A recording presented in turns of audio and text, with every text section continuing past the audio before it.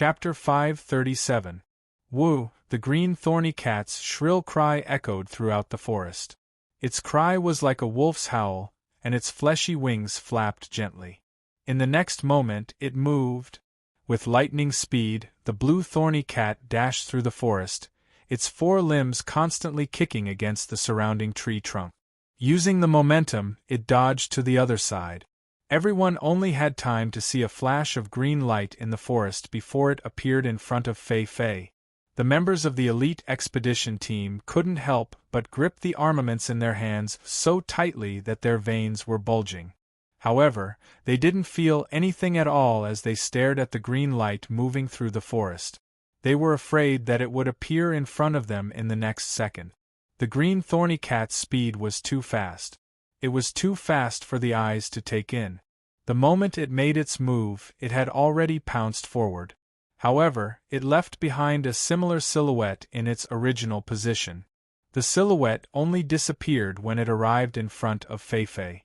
Even Fei Fei, Bing Ling, and Bishi could only react when the green thorny cat was right in front of them. The members of the expedition party could only see the green thorny cat pouncing on Fei Fei. When Fei Fei blocked the attack, the green thorny cat leaped away from her and continued to pounce on her relentlessly. If Wu Yan's group and Sylph were only observing the situation to preserve their strength, the members of the expedition party didn't know how to intervene at all. With the green thorny cat's speed, even if they joined the battle, they would be defeated in a short amount of time. This made the members of the expedition party even more unwilling. They felt that their participation was completely unnecessary. They wouldn't be able to do anything at all. How could they be willing to accept this? Let's not talk about how the members of the expedition party felt. Fei Fei and the other two didn't have the time to care about the ferocious attacks of the green thorny cat. The thorny cat kept pouncing towards the three of them.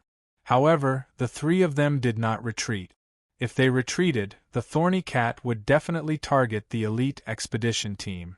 As the leader of the expedition team, they had no choice but to retreat.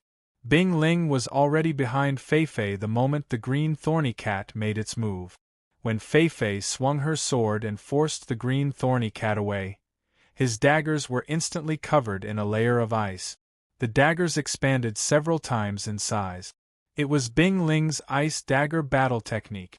At this moment, BZ was much more useful than before. As if he had seen through the ice spirit's plan, BZ swung his knight's sword repeatedly. Streaks of sword shadows surrounded the green thorny cat and slowed it down for a split second. It was also this split second that gave the ice spirit the perfect opportunity to strike. Clang! A series of sparks flew out. Those were the sparks caused by the ice dagger stabbing into the blue thorny cat's body. Bing Ling's face was full of surprise when he felt a heavy force coming from the tip of his dagger. It was obvious that he didn't expect the blue thorny cat's fur to be this hard. Even his own battle technique couldn't break through its fur. When did the blue thorny cat become so tough? Speed, strength, defense. Every single one of them was so strong. Woo! Surprisingly, sparks appeared when the dagger hit its fur. Although the green thorny cat didn't seem to be injured, it let out a painful cry. Its eyes glowed fiercely and its body shook violently. In the next moment, Bing Ling and Bishi, who was behind him, were sent flying. They crashed into a big tree behind them and the tree snapped. Both of them fell to the ground.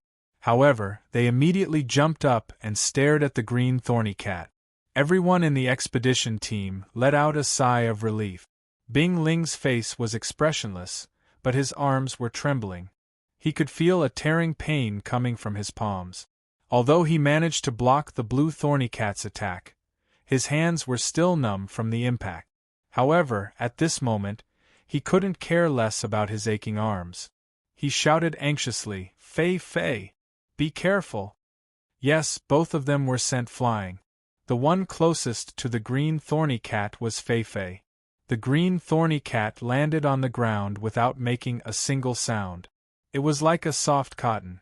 It jumped up again and pounced towards Fei Fei. It swung its right paw and a dark green claw slashed towards Fei Fei's waist.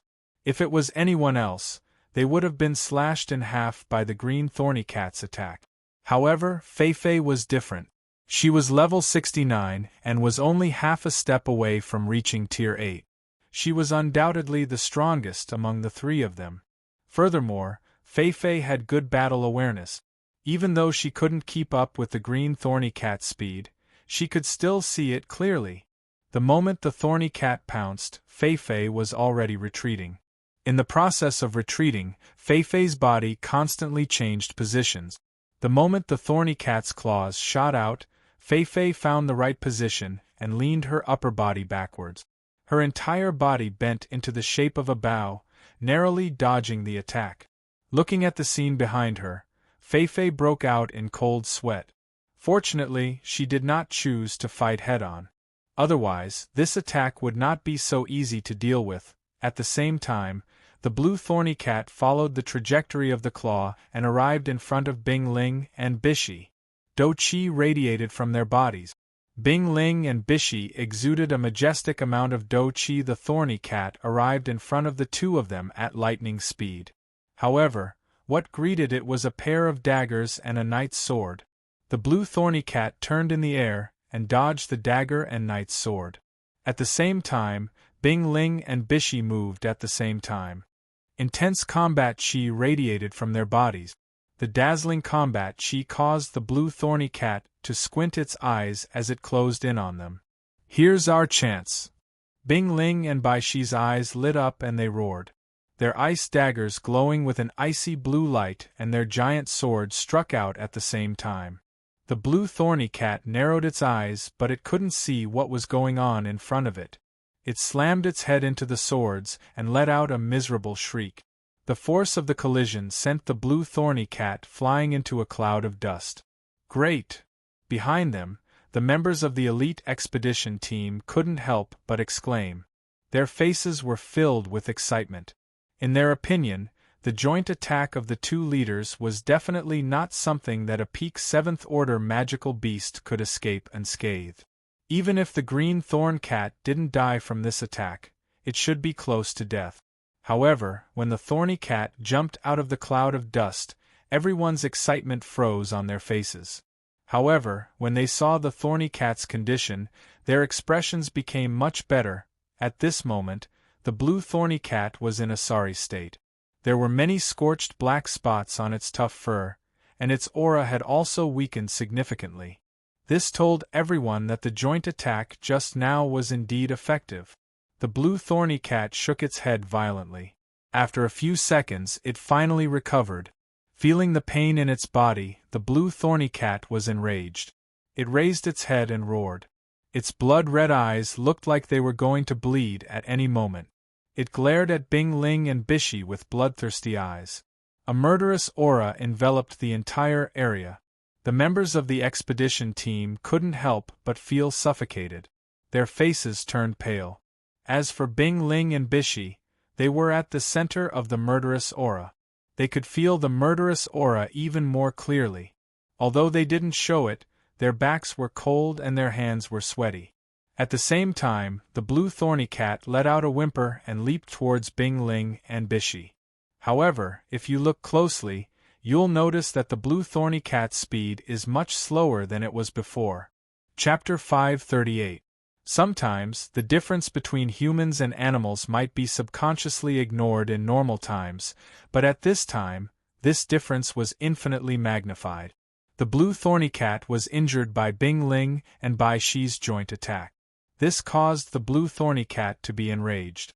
Under the influence of anger, the blue thorny cat attacked Bing Ling and Bai Shi without any hesitation. The blue thorny cat had forgotten that there were more than two people fighting it.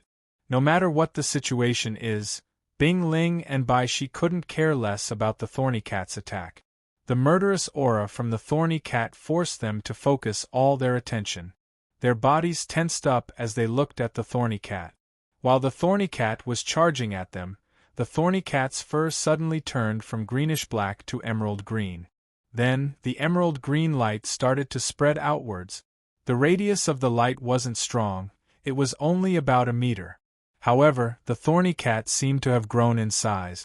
The originally 1-meter-long body turned into a 2-meter-long emerald-green cat. The thorny cat looked like a ferocious tiger. Even the thorny cat's roar turned into a tiger's roar. The thorny cat charged at Bing Ling and Bai Shi with its green light. This sudden turn of events caused the expressions of the two men to change slightly as they felt a sense of suffocation in their hearts. At this moment, the crowd finally recalled that as a magical beast, the blue thorny cat had not used a single magic spell since its appearance until now. Now, it finally used one. Both Bing Ling and Bishi had a bad feeling when they saw the blue thorny cat's aura getting stronger and stronger. All magic beasts have their own innate magic, and this blue thorny cat's magic seems to be a transformation-type ability. Seeing the thorny cat charging at them, Bai Shi quickly raised his left hand and a sword shadow shot out from his knight's sword. The sword shadow accurately landed on the thorny cat's body. Or rather, the thorny cat rammed itself into the thorny cat. The thorny cat's body glowed with a green light and the sword shadow slid past the thorny cat's body without causing any damage. The thorny cat bared its fangs and its body glowed with a green light. The thorny cat's speed increased exponentially. In a flash, the thorny cat appeared in front of Bing Ling and Bai Shi. "Let's fight!" Bing Ling and Bishi clenched their teeth and ignored the blue thorny cat's attack. They immediately raised their weapons and enveloped the blue thorny cat's body with their combat chi. However, the blue thorny cat seemed to have become a lot stronger after casting magic. When the do chi got close to the blue thorny cat's body, the do chi instantly melted away. "What?" Bing Ling and Bishi were shocked. The duo's do chi was completely melted away by the blue thorny cat. The blue thorny cat's do chi was only slightly thinner than before. The blue thorny cat continued to glide through the air and pounced at the duo. The stench from its mouth had already entered their noses. It seemed like the blue thorn cat's magic was able to increase its attack, defense, and speed in all aspects. It had improved its already powerful body by a few notches. Of course, Bing Ling and Bishi's attacks were not completely ineffective. At the very least, the blue thorny cat and Bishi's do chi were in a stalemate for a while. It was enough for Bing Ling and Bishi to react. Bizi was the first to react. He quickly raised his right arm and pointed his sword at the green thorny cat. His entire knight's sword glowed brightly. A sharp aura gathered at the edge of the sword. Combat chi surged into the knight's sword. Bizi pressed his left hand on his right hand that was holding the sword. A golden light shot out from the tip of his sword. Golden sword flash. The golden light flashed rapidly.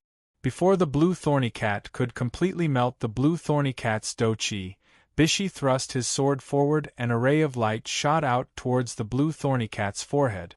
The ray of light ferociously pierced through the blue thorny cat's do chi. It was instantly met with a huge resistance. The blue thorny cat's do chi started to boil like boiling oil. All of the blue thorny cat's do chi rushed towards the blue thorny cat's do chi. As the ray of light penetrated deeper into the blue thorny cat's do chi, the blue thorny cat's do chi became more and more intense. In an instant, the blue thorny cat's do chi and the golden sword flash clashed against each other. The blue thorny cat's do chi was visibly weakening, but the golden sword flash was also gradually weakening. Even at this moment, Bing Ling and Bishi couldn't help but admire the blue thorny cat's do chi. Not only can it increase the blue thorny cat's do chi, it can also gather all of its energy to block an attack. Although the blue thorny cat didn't seem to be having an easy time, at least the blue thorny cat's do chi didn't manage to penetrate its head. At this crucial moment, a figure silently appeared beside the blue thorny cat. A pair of beautiful eyes turned extremely sharp. It was Fei-Fei, who was ignored by the blue thorny cat.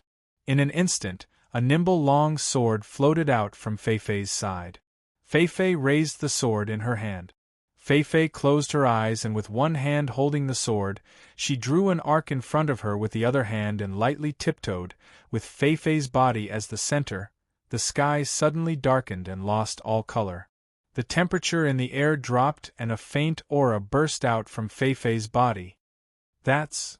Wu Yan's eyes flashed and the corner of his mouth curved into a smile. A ray of moonlight suddenly appeared in the dark sky around Feifei. The silver light appeared on Feifei's body and spread all over Feifei's body. Then, all of the light gathered towards the night elf in Feifei's hand and rose into the air. At this moment, the blue thorny cat was unable to move in order to block the golden sword attack. Feifei suddenly opened her eyes. The silver light from the night elf was like the moonlight in the night sky. Feifei raised her head and looked at the blue thorny cat. Then, she swung the sword down. The air froze and a ray of moonlight appeared in the sky. Then, the moonlight condensed together and turned the surroundings into a curtain of night. The crystal-clear ray of light was dazzling as it flew towards the blue thorny cat who was in a stalemate with the golden sword attack. The blue thorny cat could only watch as the ray of light slashed towards it. It couldn't move at all. Its eyes shrunk to the size of a needle and the light in its eyes dimmed. It seemed that its owner had already predicted its fate. Before the ray of light could reach it, the blue thorny cat raised its head and let out a final cry. Then, it was enveloped by the ray of light. Night moon flash! Feifei's cold voice and the blue thorny cat's cry rang out in the night sky. The ray of light on the blue thorny cat's body brightened up the night sky. At the center of the ray of light, the emerald light on the blue thorny cat's body dimmed at a speed visible to the naked eye. Then, the blue thorny cat's 2-meter-long body returned to 1 meter long and revealed its original form. Feifei, Bingling, and Bishi's eyes sharpened when they saw the blue thorny cat's true form. In the next second, the ray of light from the sword, the ray of light from the ice dagger, and the ray of light from the sword landed on the blue thorny cat's body. Bang! The ray of light from the sword, the ray of light from the ice dagger, and the ray of light from the sword struck the blue thorny cat from all directions. The blue thorny cat couldn't dodge the attack at all. No matter how fast the blue thorny cat was, it was useless. The 3 attacks landed on the blue thorny cat's body with a loud bang. Everyone could only see that the blue thorny cat was blasted into the air by Feifei, Bingling, and Bishi's attack. Its 1-meter-long body was thrown into the air, and then it fell back to the ground. Under everyone's gaze, the blue thorny cat's body bounced off the ground a few times before it stopped moving. Fresh blood dripped from the blue thorny cat's body. Smoke was coming out of the cat's body. Its body was charred black and tattered. It couldn't be more dead. Chapter 539. Feifei's Night Moon Flash is more of a magic spell than a sword combat technique. That's because it doesn't have any offensive capabilities. The effect of Night Moon Flash was to freeze everything that was hit by Night Moon Flash. No matter what it was, as long as it was hit by Night Moon Flash, it would be equivalent to being locked in a cage. At the same time, all attacks containing power would be eliminated. Yes, the effect of Night Moon Flash is to eliminate all attacks that contain force and imprison the target's body. It doesn't have any offensive capabilities. For example, if Night Moon Flash hits an opponent's sure kill attack, then the sure kill attack will be completely nullified. Just like how Feifei used Night Moon Flash to nullify Wu Yan's chaotic return to Horizon Dance. If the target of the Night Moon Flashback is the opponent, then that would be the scariest thing. That's because the moment the target is hit, the opponent's strength will be completely wiped out. Even their warrior energy and mana will be melted away. All that's left is their rotten skin. Furthermore, the Night Moon Flashback will imprison them. At that moment, Feifei's victory is basically set in stone. Just like how it was with the blue thorny cat just now, whether or not the Night Moon Flash was powerful could be seen from this. Of course, the stronger the ability, the more limitations it has. Night Moon Flash is the same. The fact that it doesn't have any offensive capabilities is secondary. The most important thing is that Night Moon Flash requires time to eliminate its target. The higher the level of the attack, the longer the time needed to be used. For example, if the Night Moon Flash hit a peak tier 7 blue thorn cat like Fei Fei, it would take about 5 seconds to deplete her mana and stamina. However, if it hit Sylph, it would take about 3 to 5 minutes. That's more than enough time for Sylph to counterattack and win a round. She might even be able to break free from the spell. In other words, the Night Moon Flash was almost invincible against those of the same level. Even if it was used against those stronger than him, it would still be able to display its power. However, if it was used against those much stronger than him, then it would be equivalent to a useless battle skill. However, Night Moon Flash still has the ability to defeat opponents stronger than themselves. It's much stronger than most of the battle techniques in the Spalier world. In this aspect, Fei Fei, who created this battle technique, is truly a top-tier super genius. Everyone witnessed the power of Night Moon Flash. The blue thorny cat is already dead. Warm blood is spreading out from its body. Even though this is the result of the combined attack of Fei Fei, Bing Ling, and Bishi, without Night Moon Flash, the blue thorny cat wouldn't have ended up in such a miserable state. Bing Ling and Bishi looked at Fei Fei with a serious expression as they recalled the sudden appearance of the night sky and the moonlight. Night Moon Flash is a nightmare for those two who are slightly weaker than Fei Fei. Fei Fei sheathed her sword and heaved a sigh of relief. Bing Ling and Bishi reacted the same way. Don't think that they won the battle with the blue thorny cat without suffering any injuries. In reality, they were the only ones who knew how hard it was to win the battle. Bing Ling used Ice Dagger battle technique no less than 3 times. He used up more than half of his chi. Bishi also used Shadow Sword repeatedly. In the end, he even used his trump card. Fei Fei even used her strongest battle technique, Night Moon Flash. Other than Bing Ling, the other two have used everything they have. It wasn't that the Ice Spirit didn't give it its all. The Ice Spirit's Ice Dochi was extremely effective in restraining the opponent. However, if it wasn't used on the opponent's speed, it would be used on the Ice Spirit's armament. Even if the Ice Spirit used it, it probably wouldn't be able to reduce the opponent's speed by much. As for restricting the opponent's armament, that's nonsense. Who has ever seen a magical beast using an armament? Before Wu Yen and the others joined the Spalier World Academy, they were ranked top 10. They were extremely talented, but they only won this battle after giving it their all. Their opponent was a magical beast of the same level as them. This battle wasn't ideal. The 3 of them know that the blue thorny cat is a special beast compared to other magical beasts. Its speed and agility are better than most of the other tier 8 magical beasts. This blue thorny cat is even more special. Not only is its strength and defense unparalleled, it also has a spell that can increase its speed. The 3 of them used this as an excuse to comfort themselves. They kept telling themselves to recover their strength, but the effect was minimal. Bing Ling and Bishi looked at each other. They didn't feel happy about winning the battle. Instead, Bishi looked at the blue thorny cat lying on the ground and shook his head bitterly. It's only been half a day and this magical beast is already so difficult to deal with. There will be stronger magical beasts in the future. Can we really complete the mission? The impact on the Ice Spirit's heart was even greater than Bai Shi's.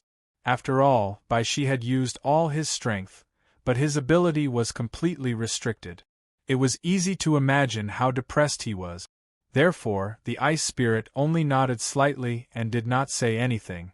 At this moment, Fei Fei spoke. Don't think too much about it. We don't have time to think too much. Since we've decided to accept this mission, we must be prepared. The old chief is still waiting for our news. Bing Ling and Bishi shuddered when they heard that.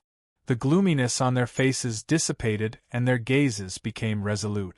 Sylph nodded when she saw this. Wu Yen and the others looked at each other and smiled.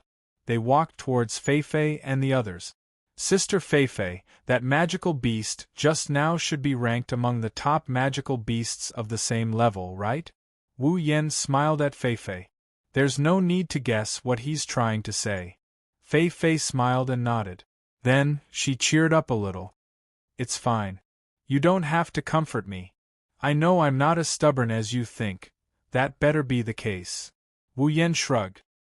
He sighed in relief when he saw Fei Fei pulling herself together. Why didn't you all help earlier? Bing Ling frowned. He looked at Shoujo, Shokuhu Misaki, Kinuhata Sai, Frenda, and Takitsubu Riku.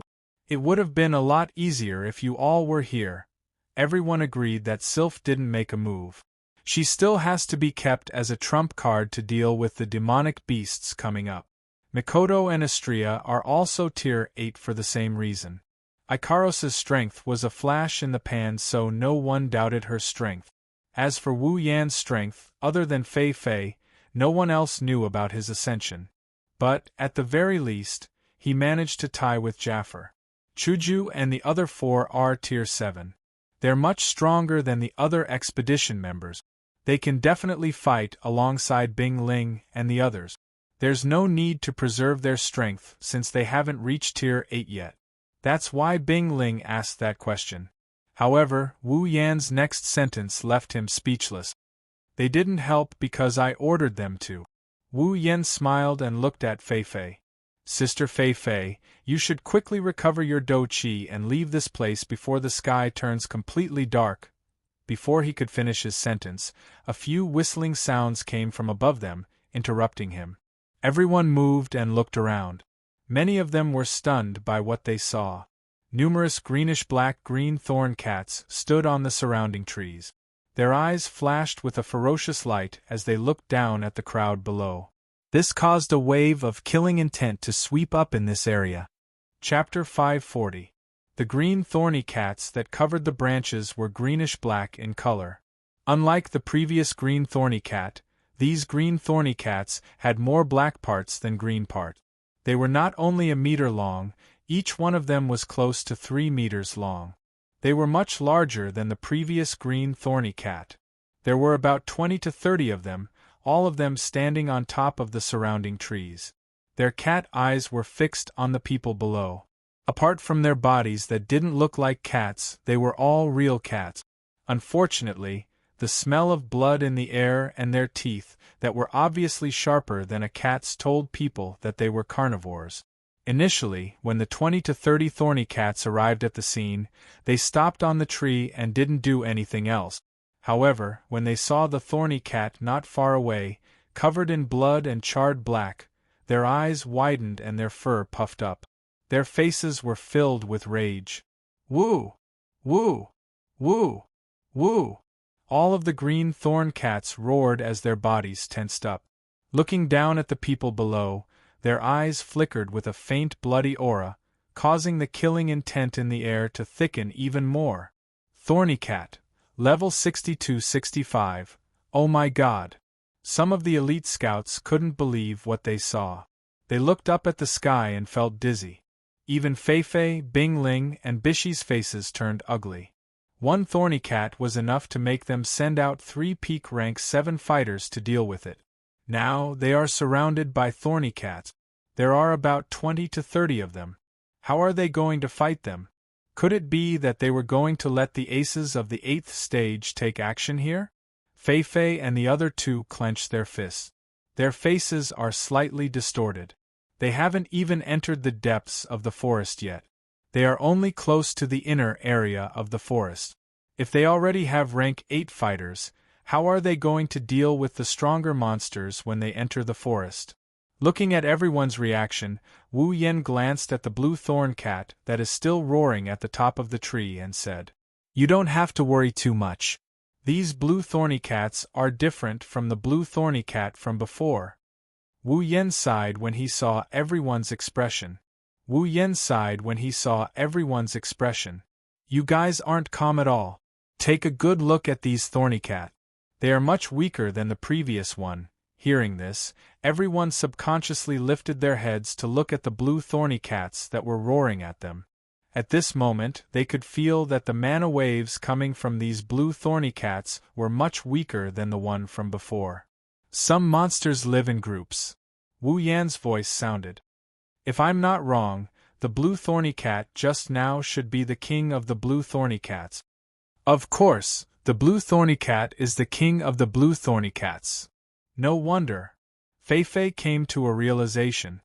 That would explain why the green thorn cat's strength and defense were so strong. Also, that magic that could buff its body should be unique to it, right? But, Frenda looked at the dead thorny cat and then at the thorny cats on the tree. She asked in confusion, "Why are these cats so much bigger than their king? What's so strange about being super?" Kinuhata Sai clapped her hands and casually explained, "For a monster like this, which is known for its speed, its body size is small, so its speed is naturally fast. As for that super cat king, its body size is the smallest, so of course it's the strongest." "Is that so?" Takitsubu Riku mumbled in confusion. "That should be it." Hinajiku had a crystal sword in her hand out of nowhere. "So it's because their king died that they were so angry. Ahaha, king!" Shokuhu Misaki tilted her body and chuckled. How ironic. As the king of an entire pack, he acted alone.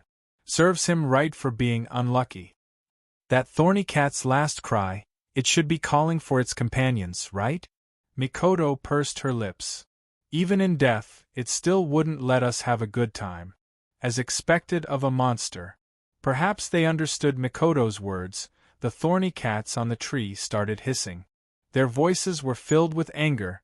They were dissatisfied with Mikoto's evaluation of their king. Unlike the thorny cats, the elite squad felt a weight lifted off their shoulders. Knowing that these thorny cats aren't as threatening as the previous one, they couldn't help but feel excited. Isn't this their turn to shine? They finally have a chance to shine. They've been idling around all this time, so it's only natural for them to be excited. Unfortunately, they're destined to be idling around. "Can you leave this place to me?" Just as the members of the elite expedition team were getting restless and were about to show off their prowess, a voice suddenly rang out and entered everyone's ears, causing their excited expressions to turn sluggish. Shokuho Misaki's golden eyes scanned the blue thorn cats on the tree. She smiled, her white gloved hands crossed in front of her chest, and her white stockinged feet stepped forward, walking in front of everyone. "Leave this place to me." Shokuho Misaki's words had the same meaning as the previous one. Her words woke everyone up from their stupor. Everyone looked at Shokuho Misaki strangely. "You?" Bing Ling frowned. "Just you?" Bishi looked at her in surprise. "This isn't appropriate." Fei looked at Wu Yen and the others. They seemed to have agreed with Shokuho Misaki's decision. Fei hesitated. "Well..."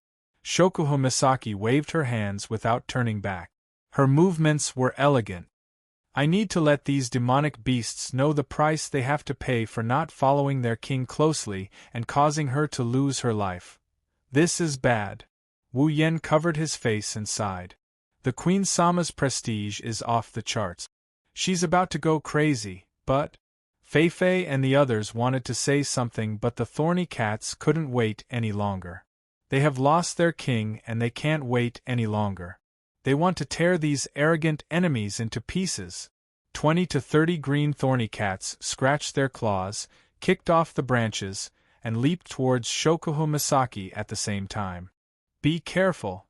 Fei, Bing Ling, and Bishi screamed out of reflex. But in their line of sight, the thorny cats had already surrounded Shokuho Misaki from all directions and were about to pounce on her. Shokuho Misaki slowly pulled out a white remote control from her waist pouch. She aimed it at the blue thorny cats and pressed down on the remote control. A strange sound came from the remote control in Shokuho Misaki's hand. The sound reverberated clearly in the air and hit the green thorn cats like a wave of physical force.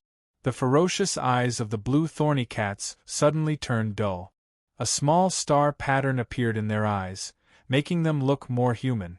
When the star pattern appeared in their eyes, they stopped in midair and got down on all fours to surround Shokuho Misaki.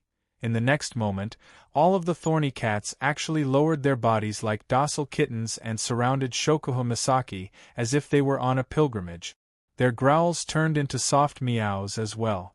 Everyone's jaws dropped. Chapter 541. Shoujo Misaki is standing right in front of everyone. She is surrounded by a group of 3-meter-tall green thorn cats. They are all kneeling on the ground and purring softly at the center of the group. They look like lazy cats that are begging for benefits. Shoujo Misaki is standing there gracefully. She stroked her hair and smiled. Her side profile is the only part of her face that is visible to the rest of the group. She has a unique charm to her. Queen, someone muttered in the crowd. That was what everyone else was thinking. At this moment, Shoujo Misaki was a queen who accepted the worship of her subordinate. Bing Ling and Bishi stared at Shoujo Misaki, who was in the middle of the group of blue thorn cats. Their eyes were filled with envy and admiration. As men, especially men from a large family, they have dreamed of becoming the king of the world. Of course, they have dreamed of becoming the king of the world. As long as one is a man, there is a desire to conquer. For Bing Ling and Bishi, Shoujo Misaki is the most dazzling existence in the world. Even Sylph has to admit that she is inferior to Shoujo Misaki in terms of temperament. If Shoujo Misaki was a tamed and respected queen, then Sylph was a pampered princess who lived under the glory of her ancestors. It was obvious who was born and who was loved by the people. Of course, Shoujo Misaki is only superior to Sylph in terms of temperament and methods. Sylph is the stronger one in terms of talent and strength. Of course, that is only for now. Fei Fei was dazed for a moment. When she regained her senses, she sighed. Sometimes, I wonder if she's even from the same world as us. Fei Fei didn't know that her words are the truth. Shoujo Misaki seemed satisfied with her performance as the queen of the academy. She turned around and walked towards Wu Yan. The blue thorn cats that surrounded her made way for her when she walked past them. If anyone else saw this, they would think that Shoujo Misaki is the new Beast King. Mikoto pursed her lips in disdain when she saw Shoujo Misaki being escorted by the blue thorn beast. This woman really likes to play this game. How childish, era Misaka-san. Shoujo Misaki rolled her eyes and smiled at Mikoto. You're wrong. I didn't go around looking for people to fight, and I didn't send out lightning bolts all the time. How can you say that I'm playing? What? What do you mean by that? Mikoto clenched her teeth and turned around huffing. Are you saying that I'm childish? I didn't say that. Shoujo Misaki's eyes, which were originally on Mikoto's face, moved down to Mikoto's chest. Her lips curled into a smirk that made Mikoto's blood boil. Anyone with a discerning eye could see what she meant by that. Mikoto closed her eyes, her small fists were clenched so tightly that they made cracking noises. Her petite body trembled non-stop. It's obvious that she's suppressing some sort of impulse. Others might not know what impulse it is, but Wu Yan can guess. It's definitely the impulse to release electricity. Wu Yan looked at the two girls who are fighting with each other. He didn't have much to say about this pair of rivals. He handed Flandre-chan to Shoujo and turned to Fei Fei. Fei Fei, the Blue Thorn Cat King's last screech, might have attracted other demonic beasts. You two should hurry up and recover your do-chi so we can find a safe place to rest for the night. Then, Fei Fei looked at the blue thorn cats that were still kneeling on the ground. Wu Yan smiled. Don't worry. It's fine if little Chi doesn't succeed, but once she does, I've never seen anyone who can break free from her control unless she wants to. Fei Fei sat down on the ground and began to recover her do-chi. Bing Ling and Bai Shi also did the same. They were racing against time to recover their do-chi so that they could prepare for the rest of the journey. The members of the elite expedition team surrounded the three of them and acted as their protectors. This was the only thing they could do right now. Naturally, they would not slack off. Looking at Fei Fei and the other two who are sitting cross-legged on the ground with their eyes closed, Wu Yan pursed his lips and shrugged helplessly. He asked in a soft voice, "Why don't we borrow the help of some items? As the pillars of the three great houses, don't you have items that can help you recover your do-chi?" Shoujo rolled her eyes when she heard Wu Yan's words. Do you think that items that can restore do chi and mana are cabbages? Even for those big clans, these things are cabbages. At this time, they need to save as much as possible. There will definitely be a time of danger later. At that time, if these things are not enough, then it will be terrible. Shoujo Misaki shook her head and gestured to Shoujo. Shoujo, you don't have to tell him that. He is a nouveau riche with the system's item list and tens of millions of item points. He won't understand. That's true. Hinajuku nodded in agreement. Wu Yen shut up and he didn't say anything else. In the Spalier world, the recovery speed of do chi and mana depends on the cultivation method or mana extraction method used. The higher the level of the cultivation method, the better the recovery speed. Feifei, Bingling, and Bishi are the core members of the three great houses of Ailu Empire. Their cultivation methods are among the best in the Spalier world. It took them about 5 minutes to recover their do chi. Wu Yen nodded when he saw Feifei and the other two have recovered. Let's go. It's not too late yet.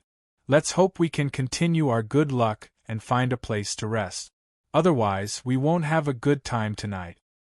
Okay. Feifei, Bingling, and Bishi nodded. Sylph didn't object. The 4 leaders agreed, and the expedition party had nothing else to say. They packed up and headed deeper into the behemoth forest.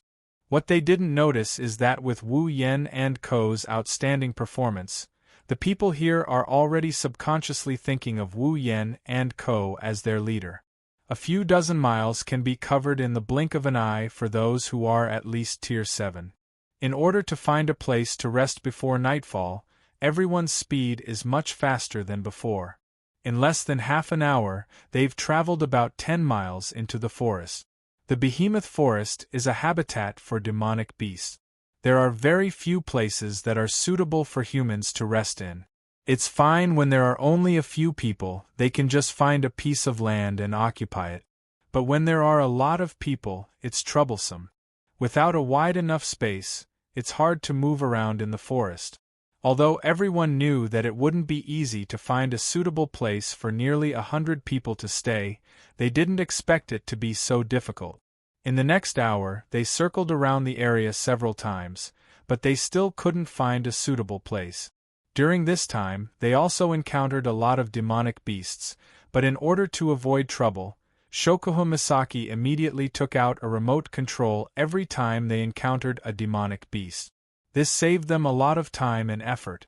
Just as the sky was turning yellow and dusk was approaching, a rather large mound finally appeared in front of everyone's eyes, causing them to be overjoyed. This is a good place. If we set up camp here, not only will we have a clear view of the surroundings, it's also easy to defend and hard to attack. Wu Yen nodded in satisfaction. He turned to Feifei and the others and said, "Let's set up camp here." Okay. Feifei and the others replied. They then sent their subordinates to clean up the area and set up a place to rest for the night. Chapter 542. The area of the mound is relatively wide. The top of the mound can accommodate no less than 100 people. The lower part of the mound is enough for people to rest. The height of the mound is also about 10 meters. Even if a demonic beast appears, it would be easy to spot it if they stood on top of it. If they set up camp here, they would be able to deal with almost any situation as long as some of them were on night watch. Moreover, the high ground was easy to defend and hard to attack. It was their luck to have found such a place. The elite expedition team patrolled around the mound, and after finding no traces of demonic beasts, they set up their tent. At the highest point of the mound, the elite expedition team set up 10 tents. This was for Sylph, Feifei, and Wu Yan's group to rest. Logically speaking, the highest point should be where the leaders of the expedition team rest. Wu Yan's group joined the expedition as outsiders. It was already good enough that they weren't allowed to set up their own tents, let alone share a place with the 4 leaders. That's how it should be. However, even though the 10 of them didn't all fight today, they still managed to impress the other members of the expedition team. There are also a few experts on the same level as Sylph in the expedition team. They will have to rely on this group for the upcoming battle. The elite expedition team thought for a bit before they decided to set up Wu Yan and Ko's tent at the highest point of the camp. The place slightly below the highest point was where the elite expedition team was supposed to be. Interestingly, during the process of setting up the tents, the members of the expedition team showed an unusual excitement. They seemed to have entered a strange state. Every one of them set up their tents with great speed and excitement. They were so happy that they almost started singing. This made Feifei, Sylph, and Wu Yan's group look at each other. After spending an entire day in the behemoth forest, the members of the expedition team were basically useless. They didn't need to fight, they couldn't join in the conversation, and even when they voted, they followed Feifei and the other three's lead. 100 powerhouses of the Seventh Order were reduced to the point of idling. Only they themselves knew how sullen they felt. Now, it's finally time for them to be put to use. That's why the expedition team was so excited. 100 Seventh Order powerhouses actually showed such a strong fighting spirit for something as simple as setting up a tent. It's unexpected pity, however, it was precisely because of their unusual enthusiasm that all the tents were set up before the sun had completely set and the sky was completely dark. On the entire hill, the tents were set up in great numbers. It was quite a unique atmosphere. At this time, the curtain of night also slowly descended. In front of one of the tents on the mound, a bonfire was slowly burning, illuminating the tent. Wu Yan was sitting next to the bonfire, holding a few iron rods in his hand. On the iron rods were skewered pieces of meat. It's obvious that he's roasting meat, skillfully twirling the iron rods in his hand. He sprinkled some seasoning on the meat. Wu Yan sighed sadly. I have so many wives, but all of them rely on me to cook. In this world, is there anyone sadder than me? If there is, please let me know so that I can worship you. Hearing Wu Yan's words, Ikaros, who was holding a bunch of seasoning, couldn't help but whisper. Master, I can do it too. You've said that no less than 10 times already, Ikaros. Wu Yan helplessly shook his head and smiled at Ikaros. Those fellows chased me out because they wanted to eat the food I cook. If I let you cook, I might not even be able to enter the tent later. Ikaros fell silent. Actually, Ikaros' cooking skills are pretty good. After all, she received Wu Yan's teachings and she's often in charge of everyone's meals. Over time, her cooking skills soared to the sky. Unfortunately, no matter how much she improved, she can't compare to Wu Yan, who got the cooking mastery directly from the system. None of the girls are immune to Wu Yan's cooking skills. In this wilderness, there's no good cooking tools and limited ingredient. If they want to eat a good meal, other than Wu Yan, who else can satisfy them? That's why Wu Yan's tent was ransacked by the girls and taken over by force. They waited until Wu Yan satisfied their demands before returning it to them. Fortunately, Ikaros is very clingy, so he didn't end up barbecuing all by himself. Otherwise, this scene would be even sadder. No, other than Ikaros, there's someone else who's clingy to Wu Yan. Hey, master, is it not done yet? Astria's crimson-red eyes stared at the barbecued meat on the iron stick. Saliva dripped down from the corner of her mouth. Wu Yan's heart ached at the sight. Can you keep your saliva to yourself? Oh! After that, the sound of someone sucking on water could be heard. Looking at the barbecued meat on the iron stick, Wu Yan lost all of his appetite. Sylph walked out of a tent not far away. Her long blue hair swayed as she walked.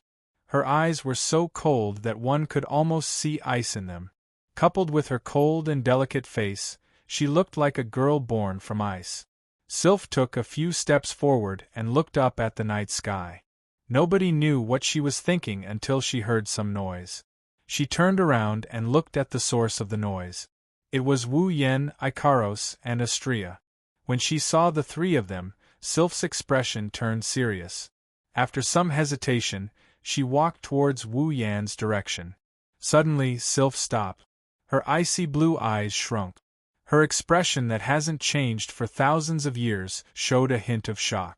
She blinked in disbelief and stared at Wu Yan's direction. To be more precise, she was staring at Wu Yan's direction. Sylph's gaze landed on Wu Yan. She looked at Wu Yan's hand that was holding the iron stick. There's a pure white ring on that hand. It's one of the 3 rings that Wu Yan brought back from the treasure hunt. It's the white ring that represents authority. How can this be? Sylph frowned after she made sure she didn't see wrong.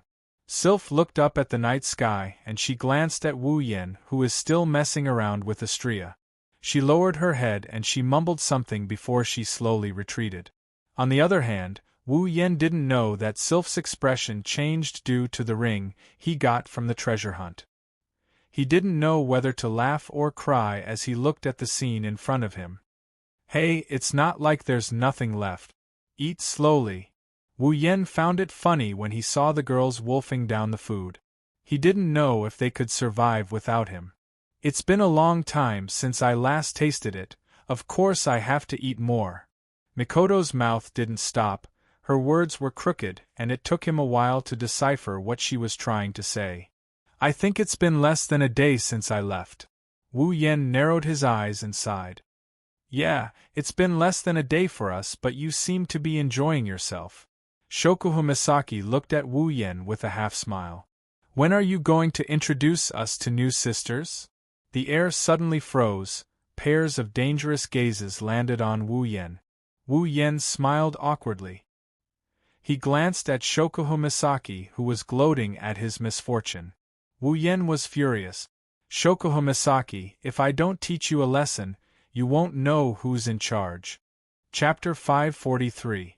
As time went by, it was already very late at night. On the small hill, everything gradually calmed down. Everyone went into their own tents and started to rest. Only the footsteps of the night watchers and the sound of the bonfire could be heard on the small hill. Unfortunately, the night watchers were too focused on guarding against external intruders that they forgot to guard against internal intruders. At the highest point of the small hill, there were a few large tents. A black shadow suddenly flashed out from one of the tents. With extreme speed, it avoided all the eyes and shuttled back and forth in the dark night, bringing with it a gust of wind that blew towards the bonfire. In the end, it entered another tent. That tent belongs to Shokuho Misaki. Wu Yan and Ko are staying at the top of a small hill. However, unlike Fei Fei, Sylph, and the other girls, they didn't have their own tent. Other than Wu Yan, the other girls had their own tents, and they slept in the same tents as them. The reason why I used the word almost was because among these girls, there was still one who insisted on sleeping alone in a tent. This person was of course our most prideful Her Highness the Queen. The wolf that just entered the tent let out an eerie chuckle when he saw Shokuho Misaki sleeping on her blanket. The chuckle wasn't loud, but Shokuho Misaki heard it all. She frowned as if she was dissatisfied with the sound of the wolf's laughter. Her eyelids fluttered and she slowly opened her eyes. Shokuho Misaki realized something was amiss when she regained her consciousness. She quickly sat up and looked at the entrance of her tent. A black shadow entered her vision, and she almost screamed in shock. You! Shokuho Misaki's eyes turned cold when she saw someone sneak into her tent. She was about to turn the intruder into an idiot when she heard the familiar voice. Shokuho Misaki's heart skipped a beat and her cold gaze disappeared. As expected of Jusama. Someone chuckled. Shouldn't a girl scream and shout something like, "There's a pervert," and then act out a scene of a girl chasing a guy and the guy running over the wall? Hearing this, Shokuho Misaki puffed up her chest in annoyance. Little Yen, do you really think I'm that kind of girl? Indeed. Wu Yen rubbed his chin and he mused. A normal girl would ask a stranger who barged into her room, "What are you doing here?" Or something along those lines. After all, it's a man and a woman who are alone together. Shokuho Misaki had a bad feeling when she heard Wu Yan's weird explanation. She felt a bad premonition coming from her heart. Why are you looking for me? Shokuho Misaki had a bad feeling about this. Her instincts are telling her that this person doesn't come with good intentions. Wu Yan chuckled coldly. He looked at Shokuho Misaki and said angrily, Jusama, it seems like you've been ruining my plans a lot lately. Shoujo Misaki was stunned. She was smart enough to understand why Wu Yen came looking for her. In other words, he's here to restore his position as her husband. Thinking of this, Shoujo Misaki's bad feeling intensified. Instinctively, Shoujo Misaki giggled to cover up the panic in her heart. I'm here because I miss you so much, I see. Wu Yen chuckled. It's obvious that he didn't listen to Shoujo Misaki's words. But I didn't come here to listen to your explanation, Jusama. Shoujo Misaki's smile froze on her face. Based on her understanding of Wu Yen, there's only one thing that can achieve his goal of reinstating her husband's authority. This is the right time, the right people, and the fact that he didn't care about the geographical advantage. There's only one thing that can achieve his goal of reinstating her husband's authority. Shoujo Misaki forced a smile that's uglier than crying. She weakly said, Yen-sama, I know I was wrong. I know I was wrong. Since her lady queen had admitted her mistake so straightforwardly, it was only natural that she had guessed what a certain someone was planning to do here. Thus, she would rather put down her pride and beg for forgiveness from the man before her than let her pride be toyed with by a certain someone for an entire night. Furthermore, it was at this time and place. Unfortunately, her words still went in one ear and out the other. Wu Yan's face turned as dark as the bottom of a cauldron when he recalled how he almost ended up with a knife. He looked at Shoujo Misaki's panicked expression. Wu Yan pounced on her. Shoujo Misaki panicked. She tried to get up from the blanket in an attempt to avoid the hungry wolf. But before she could get up, she was pressed back down onto the blanket by a weight that came from above. Shoujo Misaki has a great body. Only Ikaros and Astria can surpass her. Wu Yen felt a soft sensation in his heart when he pinned her down. You bastard! Let go of me! Shoujo Misaki panicked. She started squirming around in fear. However, her movements didn't manage to get her out of Wu Yan's grasp. Instead, Wu Yen reacted by pressing a hard object against her body. Shoujo Misaki froze up and didn't dare to move anymore. But, just because Shoujo Misaki didn't move doesn't mean Wu Yen is going to let her go. Yen-sama. We are in the wild, we are in the behemoth forest. Shoujo Misaki cried out in pain. The wild isn't that bad, I've never tried the wild before. Wu Yen licked his lips and revealed a smile that made Shoujo Misaki shiver. We have to give it a try, right? Shoujo Misaki shook her head and she gulped. She forced herself to calm down. She tried to reason with Wu Yen. Little Yen, don't forget, we still have a very important matter to attend to. We still have to travel tomorrow and the matter of the Beast King hasn't been decided yet.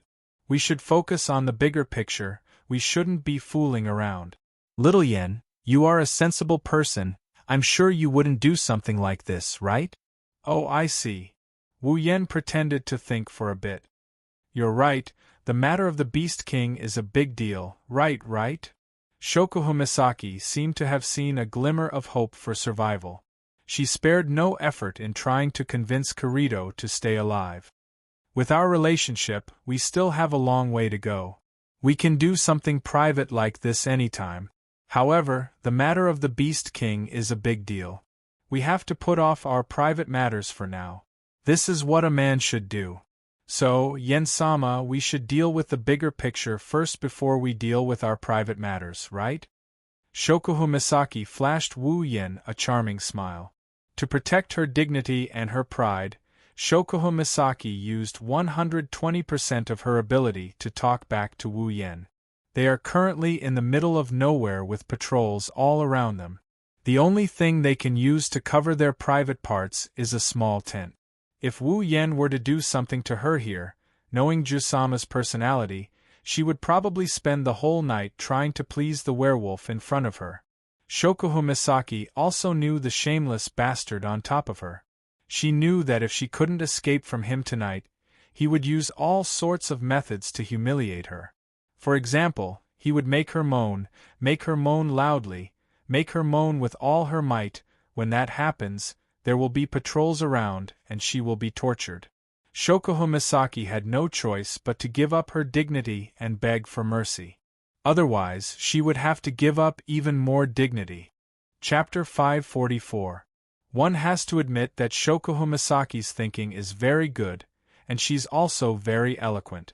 She's able to come up with such a good reason in such a short time. However, Shoujo Misaki seems to have forgotten a crucial factor. The person she is in close contact with is not easy to fool, especially when there are benefits to be had. Jusama. Just when Shoujo Misaki thought she could get away with it, Wu Yen mercilessly shattered her delusions. I think that compared to the so-called big matter, it's better to solve this private matter as soon as possible. Otherwise, it's not a good feeling to be kicked in the back by your own wife every time. That's right, I don't think so. Shoujo Misaki's body trembled as she begged. There won't be a next time, so please forgive me this time. Wu Yen smiled. It was a bright smile, but it made Shoujo Misaki's heart sink. Looking at Shoujo Misaki's beautiful face, Wu Yan's smile turned cold. Do you think I'll believe your nonsense? Every single time, it was at this moment that you were willing to beg for mercy, but afterwards, you didn't hesitate to hit me when I was down. Anyway, with your personality, you will definitely try to take revenge on me. Why don't I teach you a lesson right now? Wu Yen didn't want to listen to her anymore. He placed her hands on top of her head and grabbed one of her boobs with his other hand. The next moment, the softness that countless men dream of spread from Wu Yan's palm. Ah, no. Amidst a gasp of surprise, Wu Yan's hand came in contact with those plump and bouncy peaks. Those huge peaks that he couldn't grasp with one hand fell gently into his palm. Firm and soft, it's infinitely beautiful. Wu Yen, who hasn't felt Jusama's body for a long time, narrowed his eyes in pleasure. After the scream, Shoujo Misaki let out a soft moan. Her voice weakened as she felt her breasts in Wu Yan's hand. Shoujo Misaki's expression changed. Her body became hotter and weaker, all her strength was drained away. Shoujo Misaki's moans were like the prelude to everything. Wu Yan's blood started boiling and he started rubbing her plump breasts with all his might. Ah! Shoujo Misaki moaned when Wu Yen toyed with the most sensitive part of her upper body. Her eyes were so moist that they looked like they could drip water at any moment. She stared at Wu Yan's face with a blank expression. No. Not here. I beg you, Yen-chan. Shoujo Misaki sobbed as she begged Wu Yen for mercy. Her chest is her weakness. If Wu Yen can get his hands on her weakness, Shoujo Misaki wouldn't be able to fight back. She had no choice but to beg for mercy. At this moment, Shoujo Misaki regretted it. She regretted teasing Wu Yen. In the end, Wu Yen only got the cold shoulder while she was punished. Outside the tent, the bonfire was still burning brightly, it dyed the tent red. Under the red light, Shoujo Misaki's beautiful face exuded an enchanting charm. Her delicate skin, soft lips, and firm breasts made Wu Yen unable to stop himself. His hands started to rub her breasts even more. However, things have to be done step by step. It's not good to rush things. Otherwise, Wu Yen will die of depression before he reaches the final step. As if he's exploring something, his palm gently traced the shape of those towering peaks. The fullness that can't be grasped with one hand morphed into all sorts of shapes as he needed. His fingers carelessly glided over the peaks as he slowly climbed up to the peak. Then, he grabbed the softness that can move one's heart as he lightly pressed and pinched. Ah, Shoujo Misaki couldn't help but let out a sweet moan. Her body seemed to be several times more sensitive than usual, causing her mind to go blank. Her body and mind were assaulted by an inexplicable sense of excitement and shame. Shoujo Misaki could see the patrolling figures outside the tent. She knew that if she made too much noise and they heard her, they would most likely barge in. When that time comes, Shoujo Misaki's eyes trembled. She didn't dare to think about it anymore. She begged for mercy even though she knew her efforts were futile. She begged for mercy, but the softness from the deepest part of her body was quickly eroding her will to resist. She knew she didn't want to do this, she knew her body shouldn't be doing this, but she couldn't stop. Her last bit of strength dissipated in an instant. In front of Wu Yan, not only did it have no effect, it was like he was teasing her and encouraging her to continue. Ugh! Why is it always like this? Shoujo Misaki's face was covered in tears. Slowly, Shoujo Misaki's eyes turned watery. She couldn't even complete her sentence. Her voice was monotonous as she collapsed under Wu Yan's body. Her face was flushed red and her skin was dyed a beautiful crimson. She had no other choice. As the most rational girl in Wu Yan's crystal palace, she has lost all of her luxuries. No, not only her rationality, even her strength to resist is almost gone. Shoujo Misaki couldn't resist any of Wu Yan's actions. Ugh! A sudden stimulation made Shoujo Misaki moan. That's because Wu Yan's hands were on her breast. Under Wu Yan's guidance, a pair of big hands started rubbing her boobs. Shoujo Misaki's breathing quickened as the hands rubbed against her breast. Ugh! Shoujo Misaki tried to hold her breath, but when she opened her mouth, it was like a rabbit that just broke free. Shoujo Misaki used her last bit of consciousness to clench her teeth. She tried her best not to be too loud. Ah! Suddenly, Shoujo Misaki screamed. Following her scream, a piece of clothing that was supposed to be on her body flew into the air and landed on the ground. Shoujo Misaki's clothes left her body, and she felt a chill in her head. She regained some of her consciousness and her body trembled as she moaned. Arg! Let me go this time. Wu Yan looked at Shoujo Misaki in shock. He continued to rub her breasts and said, You still haven't given up. Shoujo Misaki whimpered a few times and said with a red face. Then at least wait until we get back. I say, Jusama? Wu Yan sighed and shook his head. Do you think you've ever succeeded in resisting me? Shoujo Misaki froze. She recalled that ever since she met Wu Yan, she has never succeeded in resisting him. Even when they first met, she was led by the nose. Shoujo Misaki's face was covered in tears again. It turned out that the brilliance of his entire life had all been ruined here. No. I am the queen. The queen of Tokuwadai. The queen of Spalier World Academy. How can I admit defeat like this? At least let me succeed in resisting him once. Shoujo Misaki screamed in her heart, but soon she screamed again. This time, it was accompanied by 2 pieces of clothing. Chapter 545. Gazing at her perky breasts, they're lying flat on the ground, but they're perky and firm. Maybe it's due to the intense stimulation, they're glowing with a beautiful red hue. Wu Yan's wine-red eyes gradually turned heated as he stared at her. Shoujo Misaki's resistance was completely destroyed by this sudden stimulation. She didn't even have the chance to think twice before she died. Ha ha ha ha ha ha. Ugh. Shoujo Misaki gasped for air. She didn't know where she got her strength from, but she tightened her body. Her waist was 5 centimeters off the ground. It was as if she was giving Wu Yan her most precious treasure. The person on top of her kept caressing her most sensitive parts. The intense pleasure was transmitted directly to her heart. This wasn't the first time Shoujo Misaki experienced this sensation, but every time she experienced it, she couldn't help but fall into it. She longed for what was about to happen next. This thought caused her to be in a dilemma every time she did it. Ugh, no. Her body started to disobey her. Her heart was pounding non-stop. Shoujo Misaki tried her best. She tried her best not to cry out, but the effect was unbearable. Unknowingly, Shoujo Misaki fell into the control of pleasure. Wu Yan pressed his body down a little. He continued to perform Taiji fist on Shoujo Misaki's perky breast. Wu Yan's body started to heat up. Wu Yan couldn't hold it in any longer.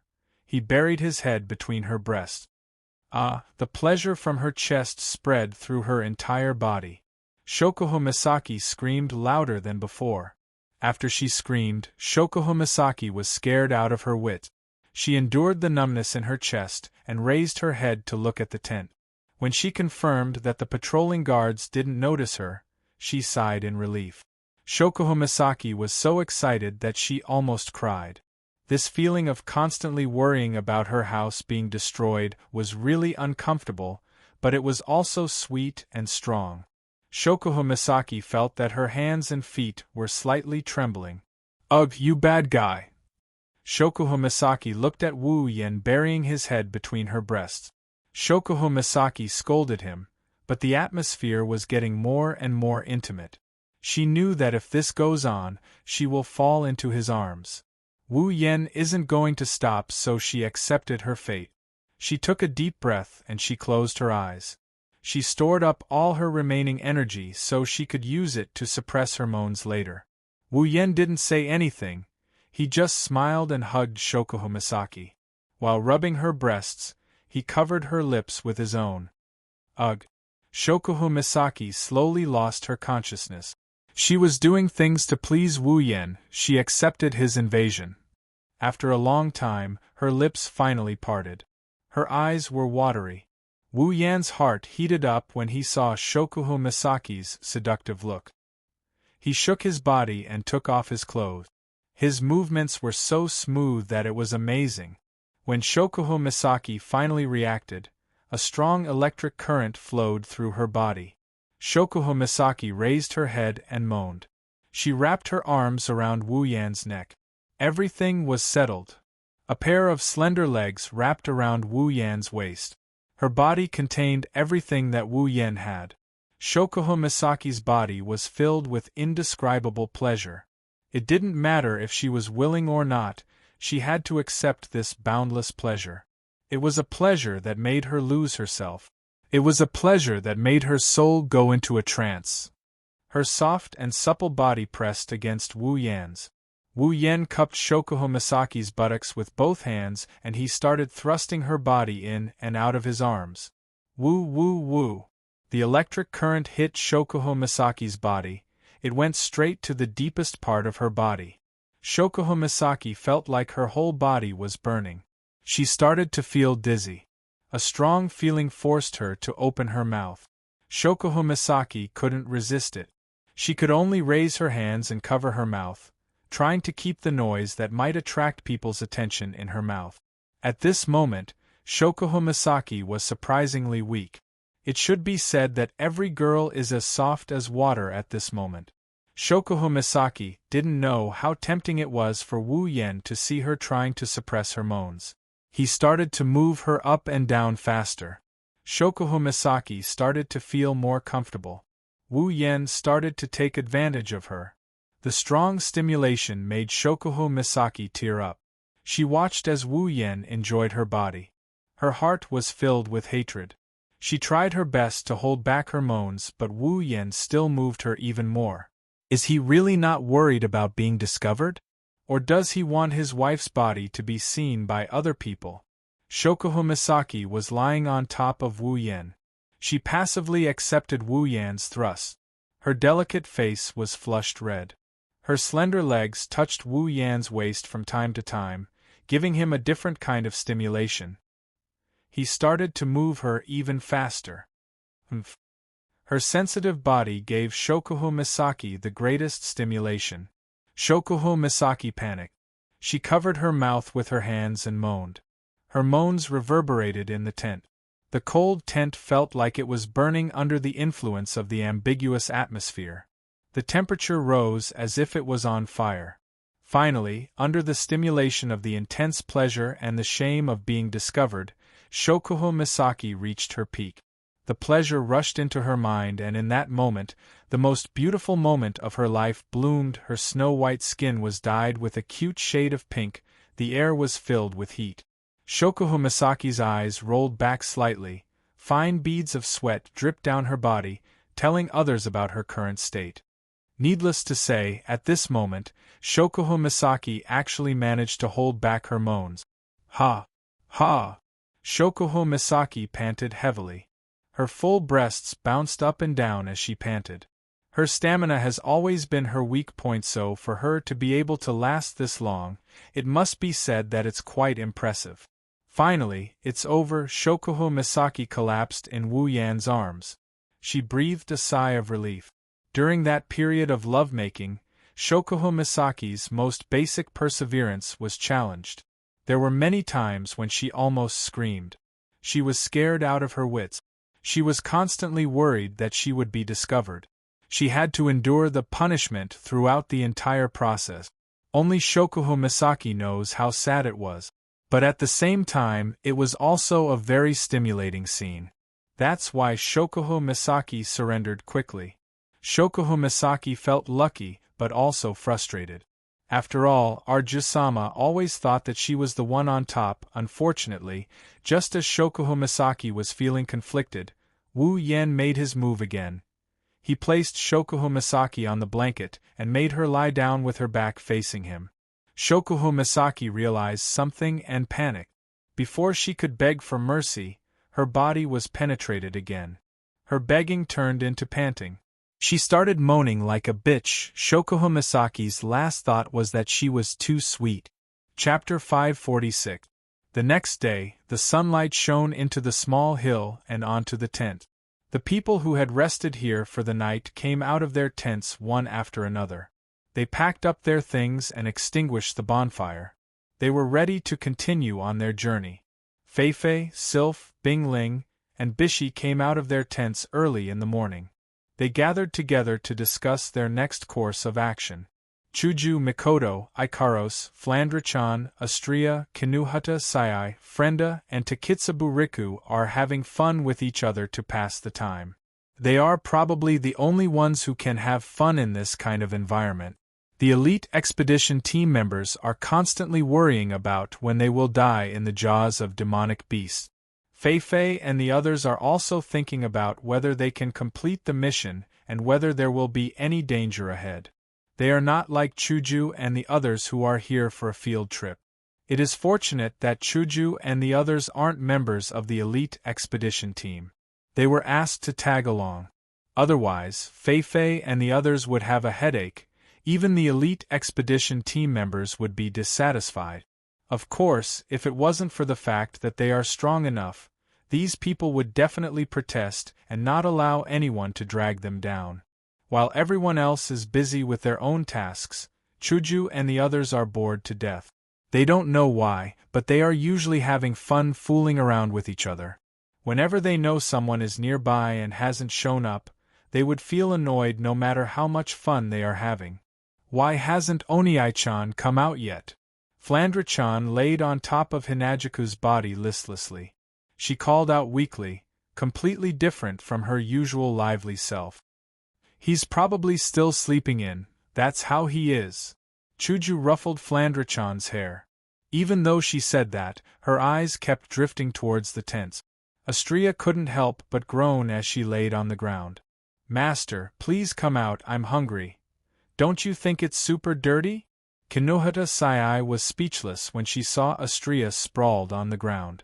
She was obviously talking to a cow. Astria didn't care about her image at all. She continued sprawling on the ground. Perhaps in Astria's worldview, food is always the most important thing. In the end, you better get up quickly, this is too much. Frenda said. Her gaze landed on Astria's oval breasts that were exposed from lying on the ground. Her eyes flashed with envy, jealousy, and hatred. Unlike the other girls who were chatting, Ikaros and Takitsubu Riku didn't take the initiative to speak. They only answered a question or two when Shoujo and they spent the rest of their time staring at the tents, hoping to see a familiar figure walk out. As time passed, the most impatient Mikoto finally couldn't wait any longer and stood up. I'll go wake up that lazy bastard. Can't you just super ignore him? Kinuhata Sayai waved her hand nonchalantly. It's not like he'll be super tired if he doesn't super wake up naturally. Might as well super sleep him to death. Frenda shook her head when she heard Kinuhata Sayai's malicious words. She glanced at Wu Yan's tent and turned to look at the other tent. She scratched her beret in confusion. It's fine if that guy isn't awake, but why isn't Shoujo awake yet? She should be drinking tea by now. Frenda's words caused all the girls present to react, and a thought flashed through their minds. It's fine if Yen isn't awake, but Shoujo Misaki isn't awake either. Mikoto narrowed her eyes. Something's not right, it's not like that woman. Even Mikoto, who hated Shoujo Misaki the most, felt the same way, let alone Astria, Kinuhata Sai, Frenda, and Takitsubu Riku, who spent a lot of time with Shoujo Misaki at the Spalier World Academy. Frenda touched her face, tilted her head, and suddenly said something shocking. Say, Shoujo didn't get up, could it be because of that guy? Or, could it be that the two of them were in the same tent? The girl's expression froze. Other than Flandre-chan, 7 pairs of eyes looked at the two tents. Those are Wu Yen and Shoujo Misaki's tent. Takitsubu Riku hesitated for a moment. She looked like she was struggling with something. It didn't take long before she weakly defended Wu Yen. I don't think so, this is the wilderness and we have important things to do. Even if it's him, he wouldn't choose to do it at this time. Takitsubu Riku's face blushed. Combined with the fact that she might say choose to do it at this time, it's hard to imagine, however. Mikoto's lips curled into a cold smile when she heard Takitsubu Riku's word.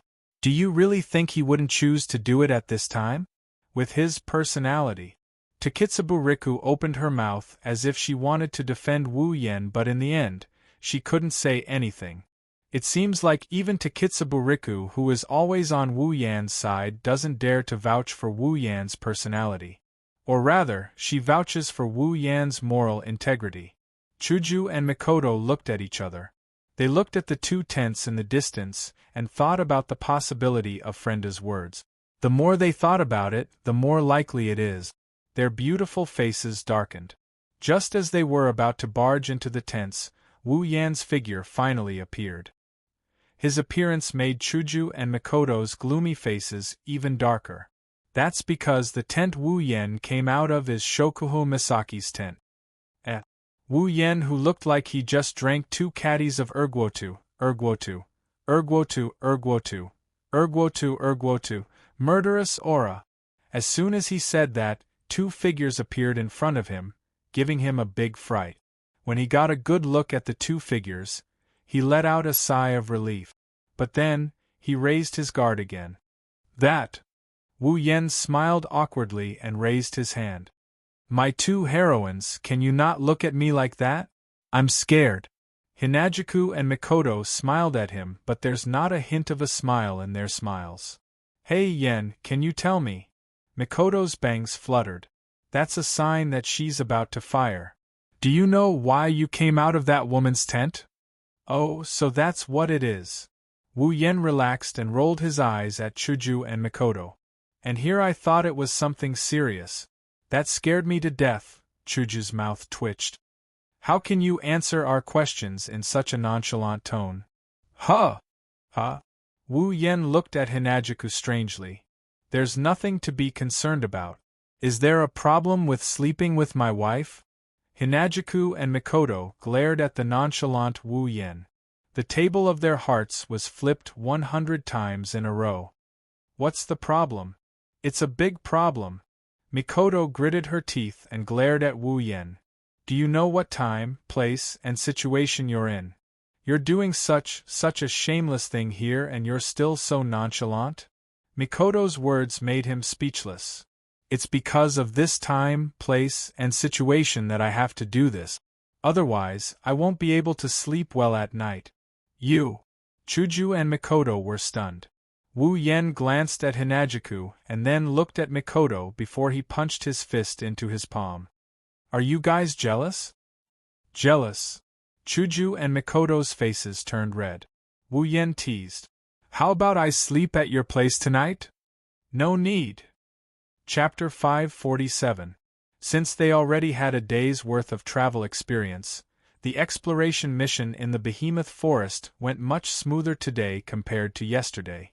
Disregarding everything else, the group of more than 100 people walked for 3 to 4 hours without encountering a single demonic beast. This was not only because of luck. The most important thing was that this time, everyone was fully alert. Their sense of crisis had been raised completely. Their efficiency had increased a lot. Everything had become much more advantageous because of their self-enthusiasm.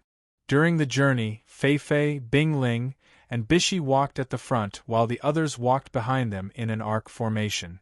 Wu Yan's group of 10 and Sylph walked in the center of the formation. Fei and the other 3 had a discussion in the morning. They all agreed that Wu Yan's group and Sylph's group would be the most important to carry out the mission.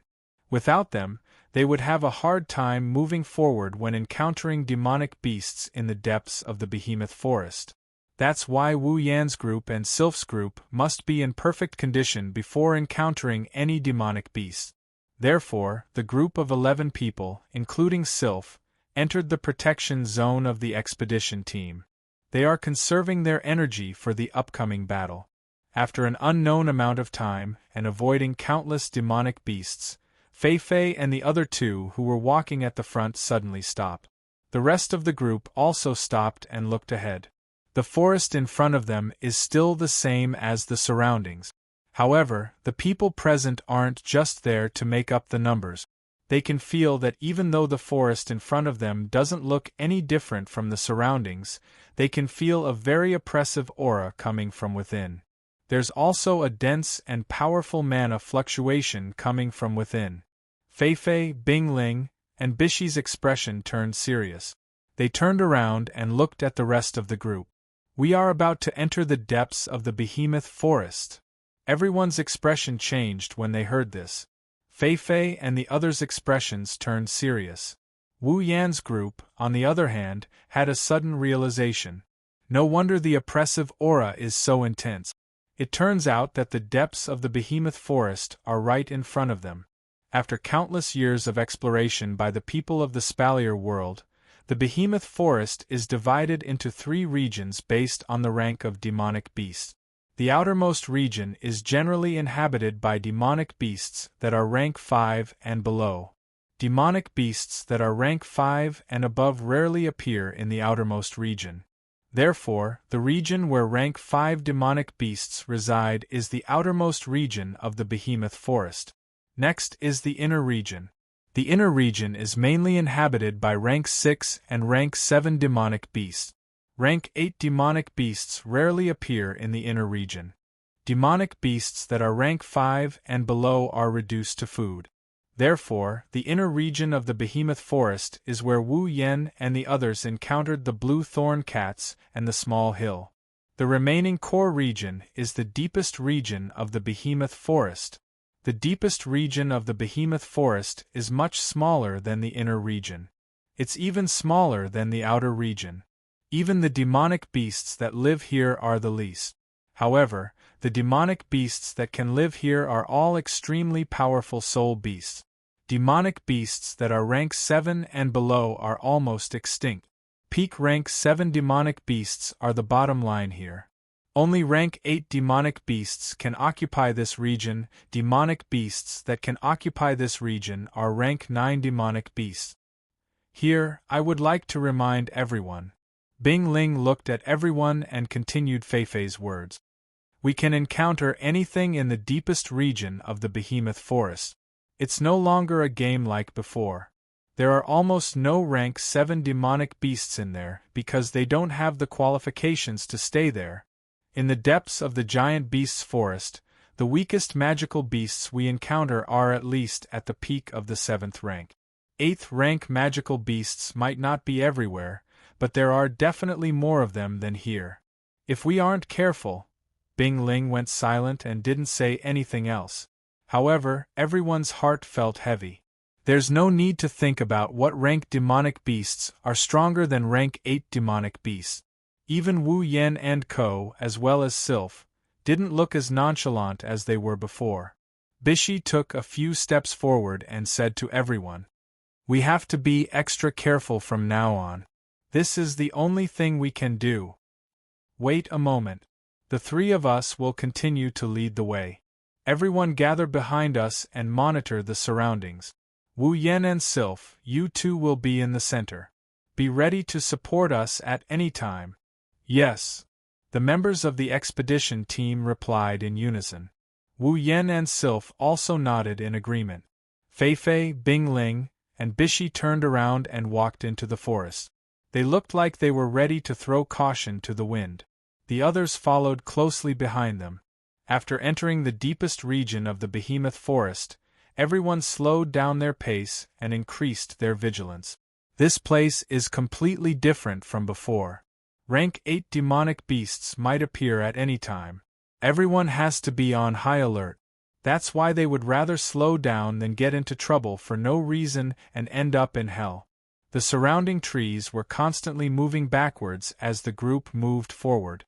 The atmosphere was so quiet that it was frightening.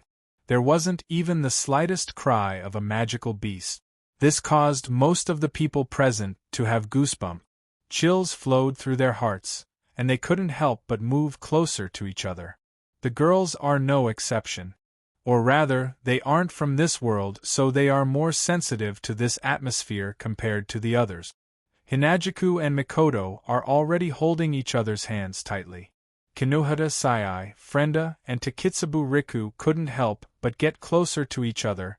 Even Shokuho Misaki, who held a grudge against Wu Yen, grabbed Wu Yan's arm. It's not hard to imagine how deadly this environment is to a girl. Ikaros, Astria, and Flandra-chan were the only ones who didn't seem to have any changes in their behavior. Of course, they are nothing compared to the three of them. One of them is a natural-born vampire, one of them is an idiot, and one of them is a vampire. They are like fish in water in a quiet environment. They are completely unaffected by the environment. As they walked, traces of fog suddenly appeared around them, causing their expressions to change. "Everyone, be careful," Fei Fei whispered. The further they walked, the thicker the mist got. It didn't take long for the mist to thicken. They couldn't even see the trees around them. The white mist filled everyone's vision, causing them to feel nervous. The fog in front of them was still spreading. It was like a silk thread spreading out. After it floated out, it spread very far. Soon, it completely covered the area in front of them. They could no longer see the road clearly. Without a doubt, this was a very bad situation. With the cover of the fog, no matter how vigilant they were, there would be times when they would be taken advantage of. The scope of their search was also reduced by a lot. Most importantly, they couldn't see the path clearly. It was very likely that they would get lost and end up going around in circles in the giant beast's forest. "This is going to be troublesome," Fei Fei muttered. She looked at the mist in front of her and stopped. Everyone else stopped as well. At this time, the most taboo thing was to wander around aimlessly. Getting lost was one of the problems. What they were afraid of was that, as they walked, the people around them would scatter. When that happened, it would be the most troublesome time. The behemoth forest itself is irregular. It covers an area that spans 3 empires. It's bigger than any of the empires. It's obvious how vast it is. It's only a matter of time before they get separated from each other. Chapter 548. The fog in the forest did not stop spreading even though everyone had stopped moving. Everyone stood at the same spot and only exchanged 1 or 2 sentences. During these 1 or 2 sentences, the fog became a little thicker. Now, even some people felt a little lost when they looked at their companions who were a little further away from them. What should we do? Should we wait for the fog to disperse, or? Fei Fei turned to look at Bing Ling and Bai Shi, asking for their opinion. Bing Ling and Bai Shi smiled bitterly and shook their heads. They didn't say anything.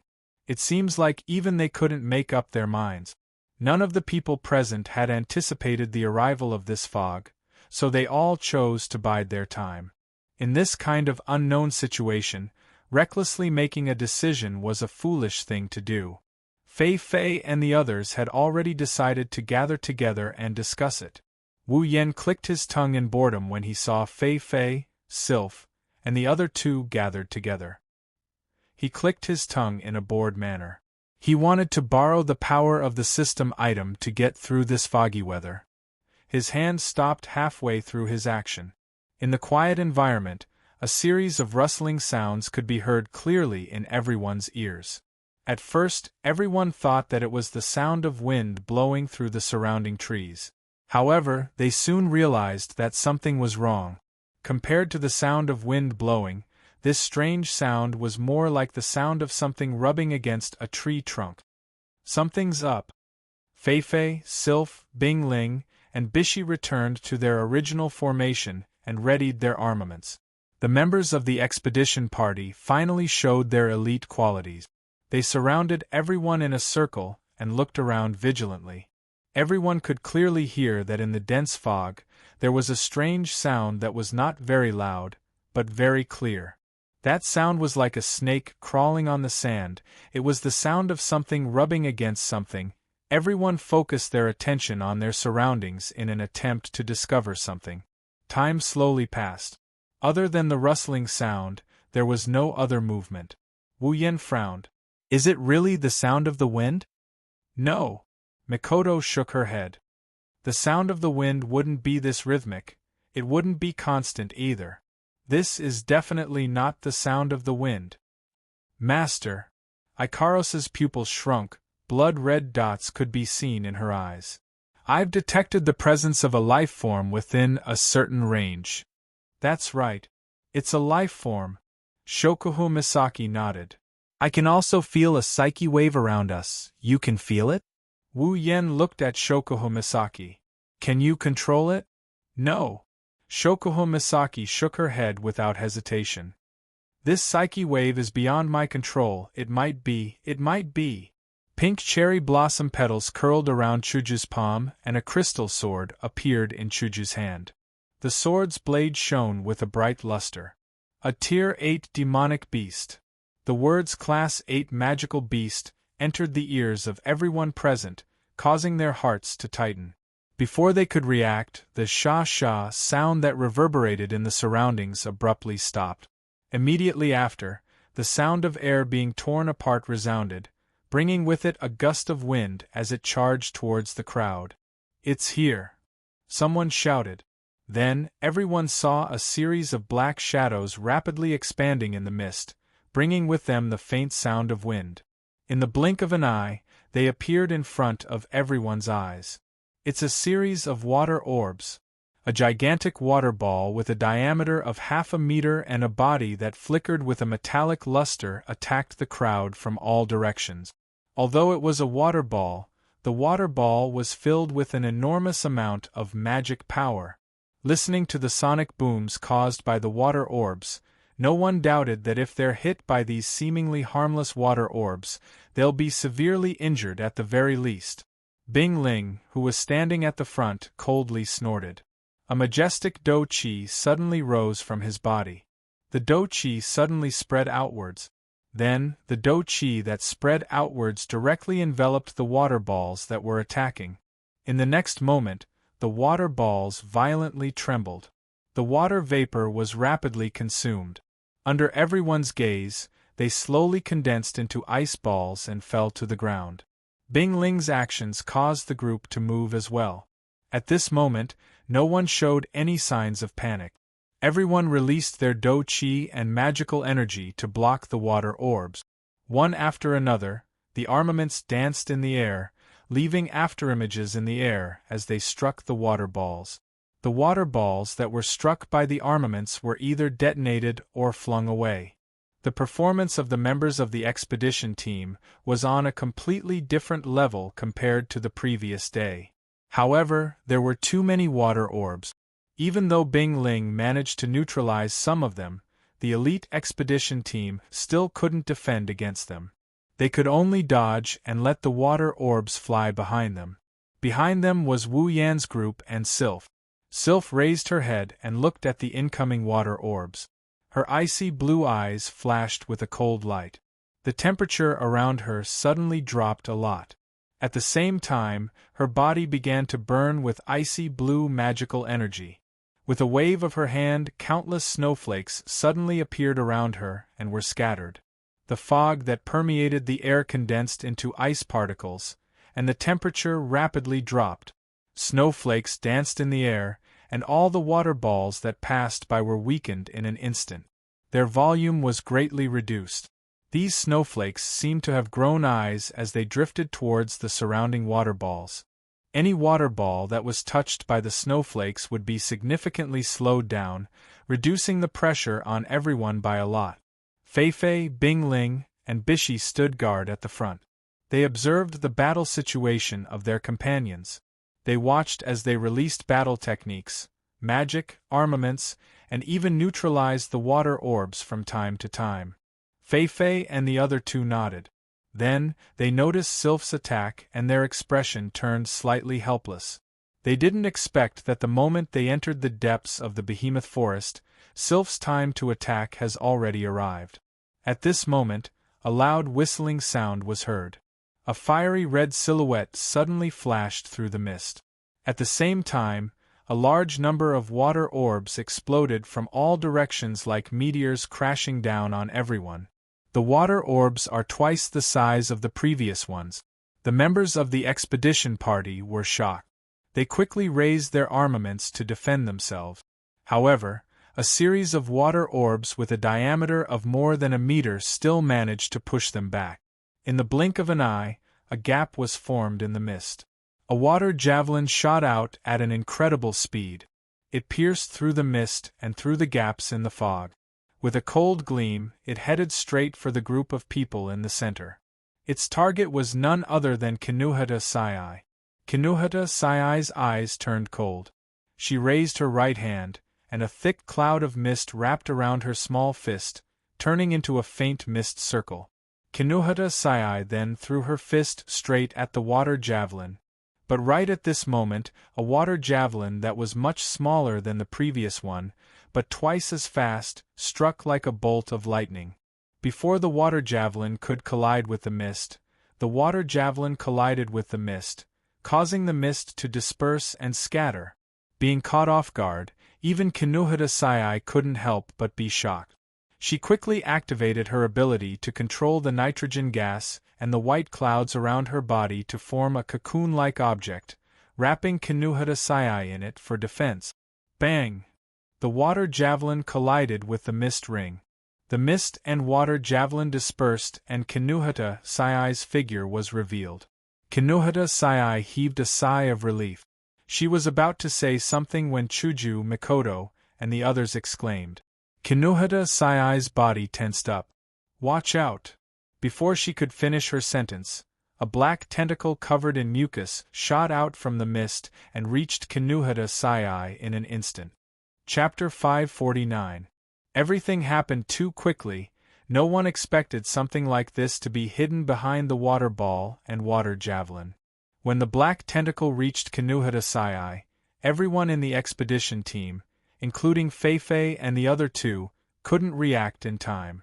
Frenda was the closest to Kinuhata Sai, but Frenda's strength was weaker than Kinuhata Sai's. If Kinuhata Sai couldn't handle the tentacle, there's no need to mention her. Wu Yan's group reacted quickly, but it was too late for them to come to Kinuhata Sai's rescue. Seeing that Kinuhata Sai was about to be attacked, even Kinuhata Sai herself tried her best to thicken her nitrogen armor in order to minimize the damage from the tentacle. She gave up on resisting. At this moment, an icy blue light appeared in front of Kinuhata Sai without any warning. In an instant, an ice cube with a diameter of 1 meter appeared between Kinuhata Sai and the black tentacle. The icy blue light expanded outwards and the ice cube spun in a circle at an extremely fast speed. Then, the black tentacle crashed into the spinning ice cube and was repelled by a huge force. Due to the huge force, the black tentacle retracted in midair and continued its attack on Kinuhata Sai.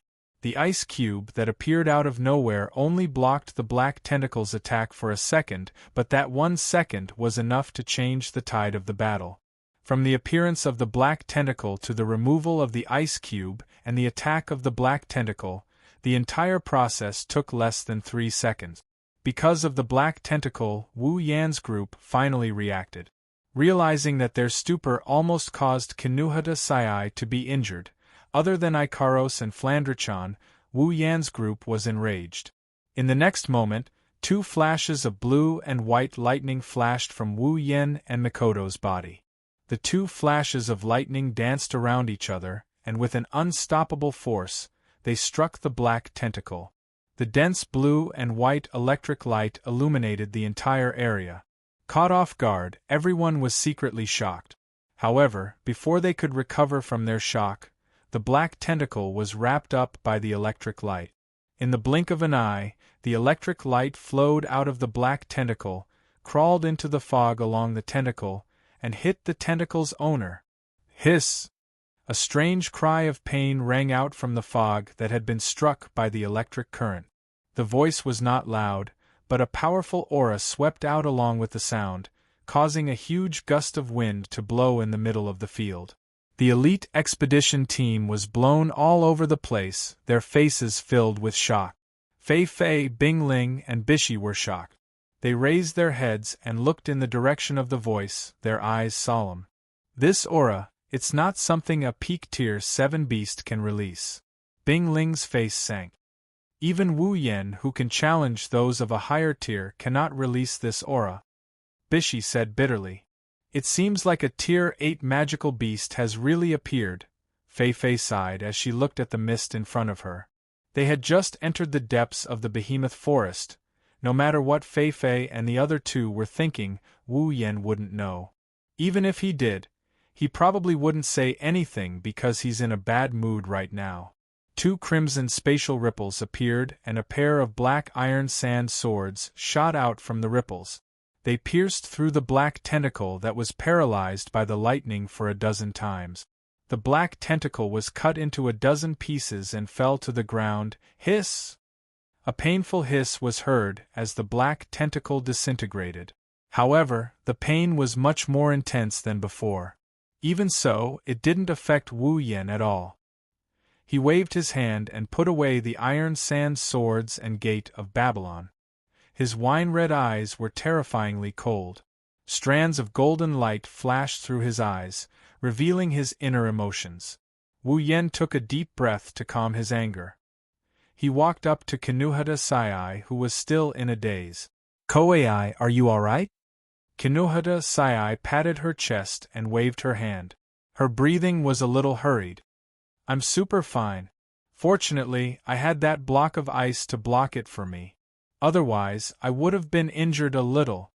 Shoujo, Mikoto, and the others quickly surrounded Kinuhata Sai. They pulled her up and down as if they were checking if she was injured. Kinuhata Sai didn't know whether to laugh or cry. Wu Yan looked at Sylph. "Thank you for saving Koei." Sylph shook her head and didn't say anything. However, it's already good that she responded to Wu Yan. Wu Yan was a little confused. After all, Sylph has never looked at him in the eye since the first time they met. It's not that Sylph looks down on Wu Yan. It's just that she was born this way. She won't pay attention to anyone she doesn't like. Even Astria only caught Sylph's attention after she defeated Sylph. Wu Yan didn't even pique Sylph's interest. However, Wu Yan didn't know if it's just his imagination. He felt like Sylph's attitude towards him has improved since they left the hill. Wu Yan recalled everything he did since he returned to the Spalier world. After confirming that he didn't do anything that Sylph would pay attention to, he became even more confused. Wu Yan couldn't figure out why Sylph is acting this way. He has something else he needs to do. "You all." Wu Yan took a few steps forward and looked around the foggy surroundings. His voice echoed in everyone's ears. "Everyone, stop. Leave the rest to me." Wu Yan's tone turned cold. Unfortunately, his cold tone couldn't hide his volcanic rage. Fei Fei and the others who wanted to say something choked on their words. Ever since they entered the behemoth forest, Wu Yan's emotions haven't been affected by the presence of demonic beasts. Even if he knew he might encounter a tier 9 demonic beast, he would at most get serious for a moment. Now Wu Yan's heart is filled with rage. Because he and the others were stunned for a moment, Kinuhata Sai almost got hurt. Wu Yan felt a little guilty and at the same time, his anger rose to the point of exploding. However, the culprit in the mist seemed to be enraged by the electric current and the disintegration of its tentacles. Therefore, at the moment when its anger rose, the culprit made the first move. Whoosh whoosh whoosh whoosh whoosh, continuous flying sounds came from the fog. Then, hundreds of water javelins appeared from the fog. In the most violent way, they broke through the elite expedition team's protective circle and flew towards Wu Yen. Wu Yen lifted his head and the crimson ripples in the air started to ripple. The ripples reverberated in the air like a curtain of water. Hundreds of black lights shot out from the ripples and collided with the water javelins. The water javelins were shattered into pieces and scattered into the air like water droplet. The black lights that came out from the gate of Babylon are naturally the iron sand sword. How dare you hurt the people around me? Wu Yen grabbed the hilt of a sword and pulled it out of a crimson space ripple behind his shoulder. Wu Yen grabbed the hilt and pulled it out of the ground. The silvery white sword was flowing with a fiery red air current. The air current jumped around every corner of the sword, bringing with it a destructive red lotus flame that enveloped the entire sword. Prepare to be smashed into pieces. As soon as he finished speaking, the vision of everyone present was instantly filled with the fiery red flames of the red lotus. At the same time, the atmosphere and temperature became scorching hot. Chapter 550. In the middle of the misty forest, the crimson lotus flame shot up into the sky. The heat from the flames blew across the entire area. In the blink of an eye, a pillar of red flame covered the entire area. It's like a red lotus hell or a volcano erupting. It's a terrifying sight to behold. The red lotus flames rushed into the sky and dispersed the surrounding white fog. Under the heat of the flames, the fog was torn apart and slowly dispersed to the surroundings and the sky. The originally shrouded trees gradually appeared in front of everyone's eyes.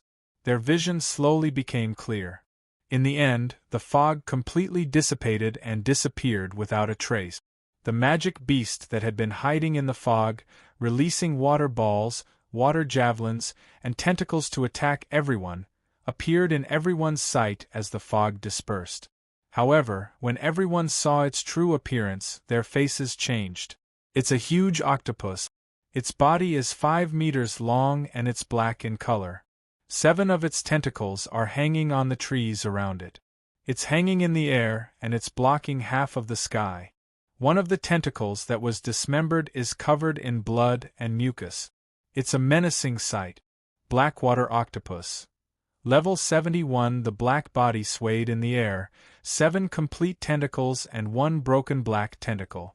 A portion of the tentacles were wrapped around the tree trunk, supporting the black water octopus's huge body, while the rest danced around its body, creating whistling sounds. Even if they were only looking at it, everyone knew that being hit by a tentacle like this was no different than being hit by a mountain. A rank 8 demonic beast. Looking at the black water octopus that was hanging in the air, everyone's eyes flickered. On one side of their face, a drop of sweat flowed from their temple and dripped down. Fei Fei, Sylph, Bing Ling, and Bishi wanted to attack, but they hesitated when they recalled Wu Yan's words. If they make the right decision, then the best way to deal with the blackwater octopus is to attack together and kill it quickly to prevent other demonic beasts from taking advantage of the situation. They'll then leave this place and continue on their way to complete the mission. Even though their opponent this time around was a rank 8 magical beast, it was easy for the people present to intervene. This large blackwater octopus definitely did not possess the same speed as the green thorny cat from before. Instead, it was more like a live target. If that was the case, it would be possible for them to surround and attack it with Fei Fei, Bing Ling, and Bishi around. They should be able to deal with the fast magic and tentacles for now. As for the other members of the expedition team, they only need to attack the tentacles. This way, the black water octopus will be much easier to deal with. Unfortunately, Wu Yen doesn't seem to appreciate their help. Wu Yen didn't look back as if he saw through Fei Fei and the others' thoughts. He raised his Nyang Temple Shana. Don't worry. He twisted his hand around the hilt and the flames on Nyang Temple Shana expanded by a few times. It won't take long. The trees around them suddenly burst into flames, dyeing the entire place red. The ground beneath their feet also burst into flames. In an instant, the area around them turned into a sea of fire. The flames of the red lotus burned slowly, as if it had a life of its own. It bypassed everyone present, except for the ground where everyone was standing. The flames had already filled the entire space, including the trees that the dark water octopus tentacles were wrapped around. Fei-Fei, Bing-Ling, and Bishi were shocked when they saw the sea of fire. Sylph frowned and Bing-Ling cried out, "A gold armament! No, that's impossible." The ice spirit immediately denied her own theory after losing her voice. "The last time you fought with me, your armament was still a rare armament. How did it suddenly become a gold armament? But this power..." Bishi looked at Nyang Temple Shana. "This power is definitely not something that a rare armament can achieve. Furthermore, the aura that the armament is emitting is indeed that of a gold armament. How can this be?" Bing-Ling still couldn't believe it. "Is it possible that the armament can evolve?" Bing-Ling guessed it right. Everyone from Spalier World Academy knows that Wu Yen has an armament that can use fire. It's Nyang Temple Shana. When Fei-Fei and the others saw the red lotus flames, they knew it was Nyang Temple Shana's ability. However, they didn't expect Nyang Temple Shana to evolve into a gold armament in such a short time. Even if they didn't want to believe it, the truth is right in front of them. Be it the power or the aura emanating from Nyang Temple Shana, it's a gold armament. Maybe Sylph spoke for the first time. "He's much stronger than we thought." Hearing this, Fei-Fei and the other two looked at the figure bathed in the sea of fire and became silent. The blackwater octopus on the tree let out a hissing sound. It twisted its body uneasily. It's a water-type demonic beast that can use water magic. It's a demonic beast that lives in water. Now that it's on land, water is its origin. As a water-type magical beast, the red lotus fire around it naturally made it uncomfortable for a while. In addition, the red lotus fire of Niaodian Shana was not a normal fire. Not only could the water not suppress it, it could even suppress it. That was why the black water octopus felt extremely uncomfortable. A few tentacles whizzed towards the surrounding trees. The trees that were burning with red lotus flames were sent flying. After clearing out a fire-free area, the black water octopus calmed down a little. Wu Yan's eyes flashed and he waved Niatono no Shana. The red lotus flames on the ground and trees not far away floated up into the air and flew towards the black water stamp. The tentacles of the black water octopus paused for a moment, then began to dance crazily, forming a windmill around the octopus to protect its body. The red lotus flame sprinkled on the windmill, but was blown away by the wind created by the dancing tentacles, falling to the ground nearby.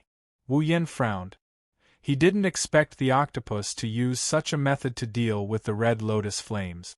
It's obvious that the octopus has a certain level of intelligence. Generally speaking, if one were to disregard other factors and only consider pure strength, when two parties of the same level, one was a human and the other was a magical beast, although their strength was the same, the winner would definitely be the human. This was because humans knew how to use their brains to think and use various fighting methods to maximize the outcome of the battle. On the other hand, magical beasts were not very intelligent and their attacks were straightforward. Therefore, even if their strength was the same, humans would be able to suppress magical beasts in battle. Against demonic beasts, as long as the disparity in strength isn't too great, it shouldn't be too difficult for humans to emerge victorious. However, the higher the rank of a demonic beast, the more intelligent it will be. Once a demonic beast advances, its combat ability will also increase very quickly. Just as the Thunder Emperor said, demigod beast kings have the same level of intelligence as humans. That's why they're such a threat to humans. The black water octopus in front of him already possessed a certain level of thinking ability. It knew how to fight in order to display its strength. From this, it could be seen that the intelligence of a Class 8 magical beast was gradually breaking away from the range of a normal wild beast. If a rank 8 demonic beast is already like this, then what about a rank 9 demonic beast? It shouldn't be too far from a human, of course. If it's only at this level, it won't be a problem for Wu Yan. When he was at the peak of rank 7, Wu Yan was already at rank 8. His strength can't be compared to the past. He pointed Nyang Temple Shana at the ground and the red lotus flames surged. Looks like it's going to be a little troublesome. Chapter 551. The red lotus flames rising from the opposite side caused the black water octopus's twisted body to squirm uneasily. It let out threatening cries, as if it was trying to calm the uncomfortable feeling. The 8 tentacles, along with the broken one, vibrated together. As they danced and swung, the terrifying power contained within caused the flames on the ground to distort. In response, Wu Yan held the blade with one hand.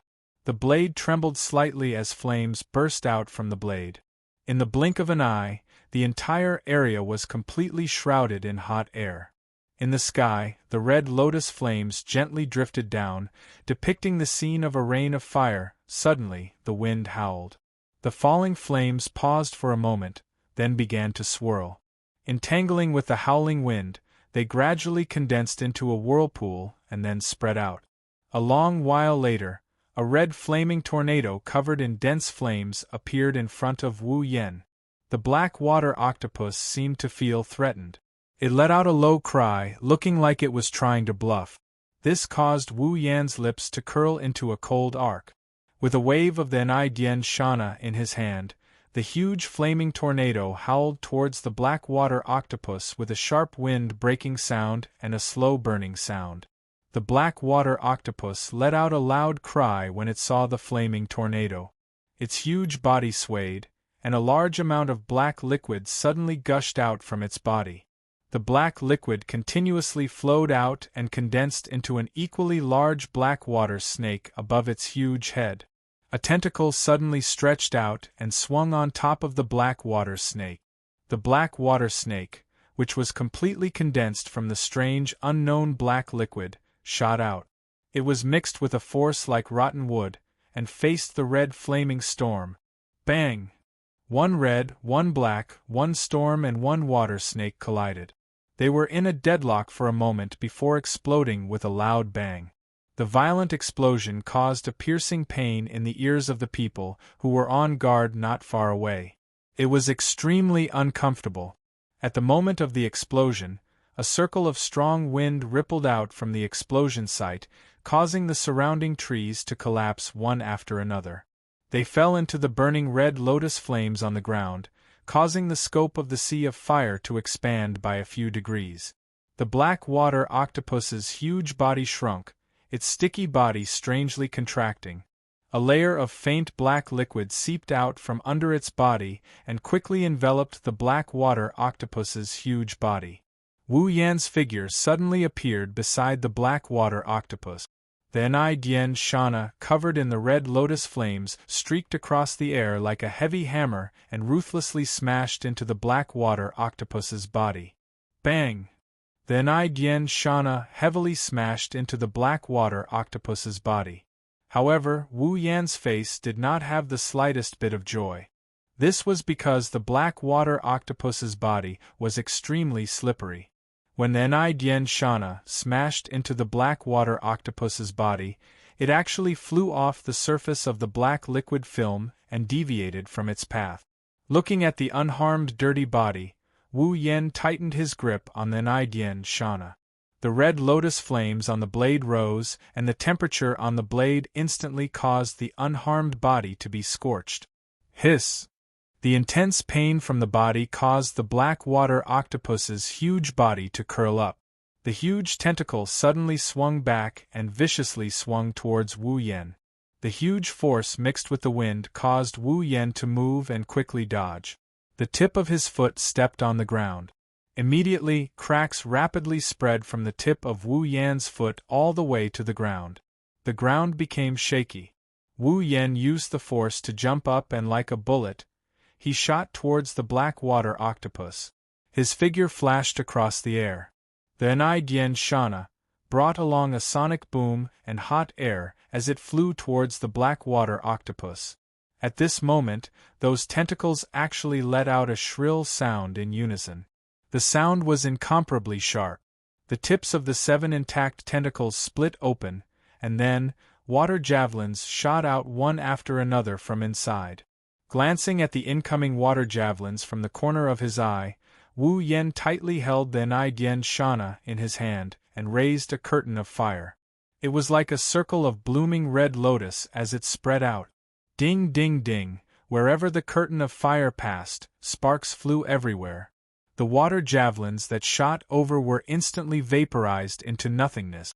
Not a single one landed. The figure passed through the curtain of fire and shot towards the black water octopus. The crowd only heard a muffled sound, followed by the black water octopus's painful cry.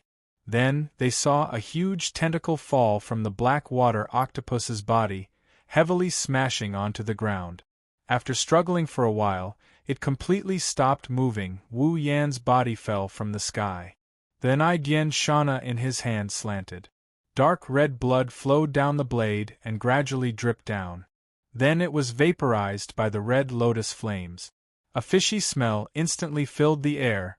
The black water octopus's body was slightly twisted. It was like a wild wolf licking its wounds, causing its huge body to have a wild aura. The tentacle closest to Wu Yen shuddered, and like an arrow released from a bow, it danced in front of Wu Yen in an instant. It tore through the air with a sharp sound, it lashed down with great force, thick viscous liquid intertwined and splattered all over the place. It's extremely disgusting. The nauseating smell rushed into Wu Yan's nose, causing Wu Yen to frown. In his heart, his desire to deal with this black water octopus became even stronger. He made up his mind and slightly closed his eyes before fiercely opening them. The huge tentacle smashed down, but it smashed into flames. The red lotus flames burned from the bottom of the tentacle. The momentum was like an explosion, and the tentacle was charred black. Hiss! The black water octopus let out a sorrowful cry. 3 of its tentacles were destroyed in a row. Even with its tenacious vitality, it still suffered quite a bit of damage. However, it didn't know that the real damage was yet to come. A strange vibrating sound reverberated in the air. The strange vibrating sound caused the burning red lotus flame to pause for a moment. That was the sound of the gate of Babylon being activated. A large amount of red spatial ripples spread out around the black water octopus. It was like a battery of cannons, surrounding the black water octopus. In the middle of the red spatial ripples, the black water octopus instinctively felt a sense of danger. It let out a roar and frantically waved its remaining 5 tentacles around, attempting to shatter the red spatial ripples that gave it a sense of danger. Unfortunately, the gate of Babylon was intangible and couldn't be attacked at all. In the next moment, 7 chains made of iron sand shot out from Kaibao of the king. Even though they were made of iron sand, there was still the sound of the chains. It sounded like a bell, and by the time the sound reached everyone's ears, the iron sand chains had already wrapped around the black water octopus body. 5 iron sand chains wrapped around the black water octopus 5 tentacles and tightly bound them. The remaining 2 iron sand chains wrapped around the black water octopus body, binding it tightly. Under the effect of the iron sand chains, the black water octopus was instantly trapped. Its slippery body couldn't help it break free of the iron sand chains. Its huge body struggled, dragging the iron sand chains with clanking sounds. "It's time to end this." Wu Yen grinned. He waved his hand and the iron sand sword shot out from the crimson space ripples. It circled around the black water octopus's head before it slashed down on its head.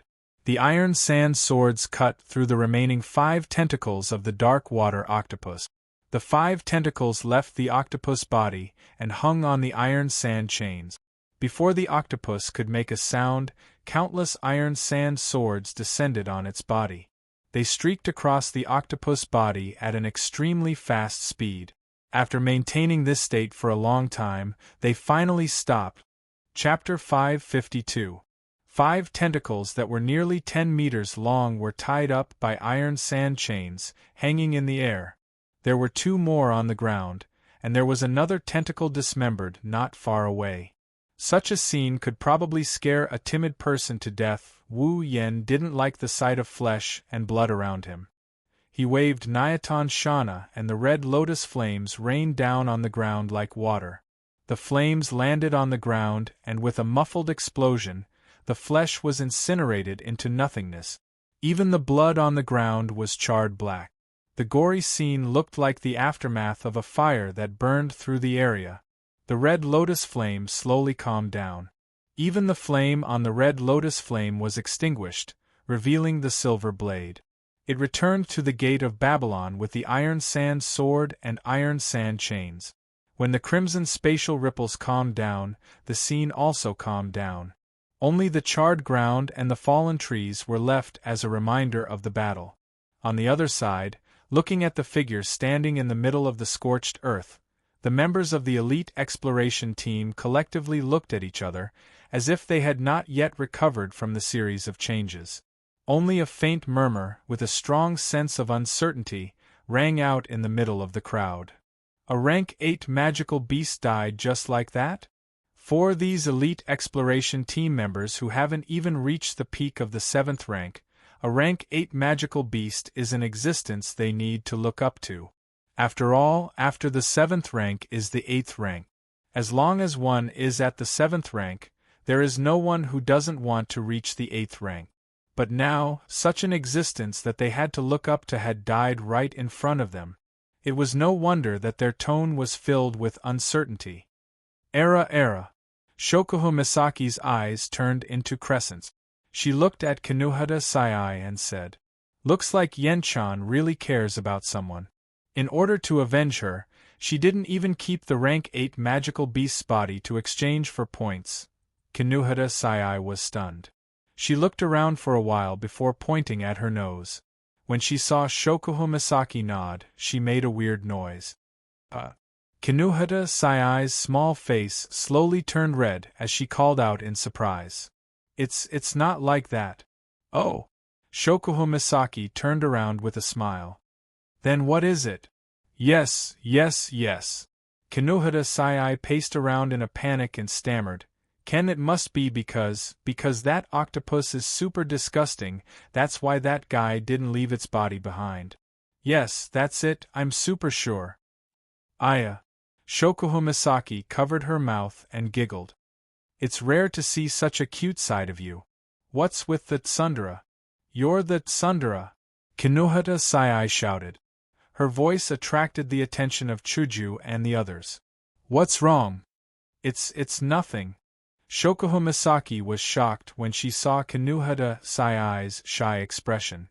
To be honest, she's never seen Kinuhata Sai like this before.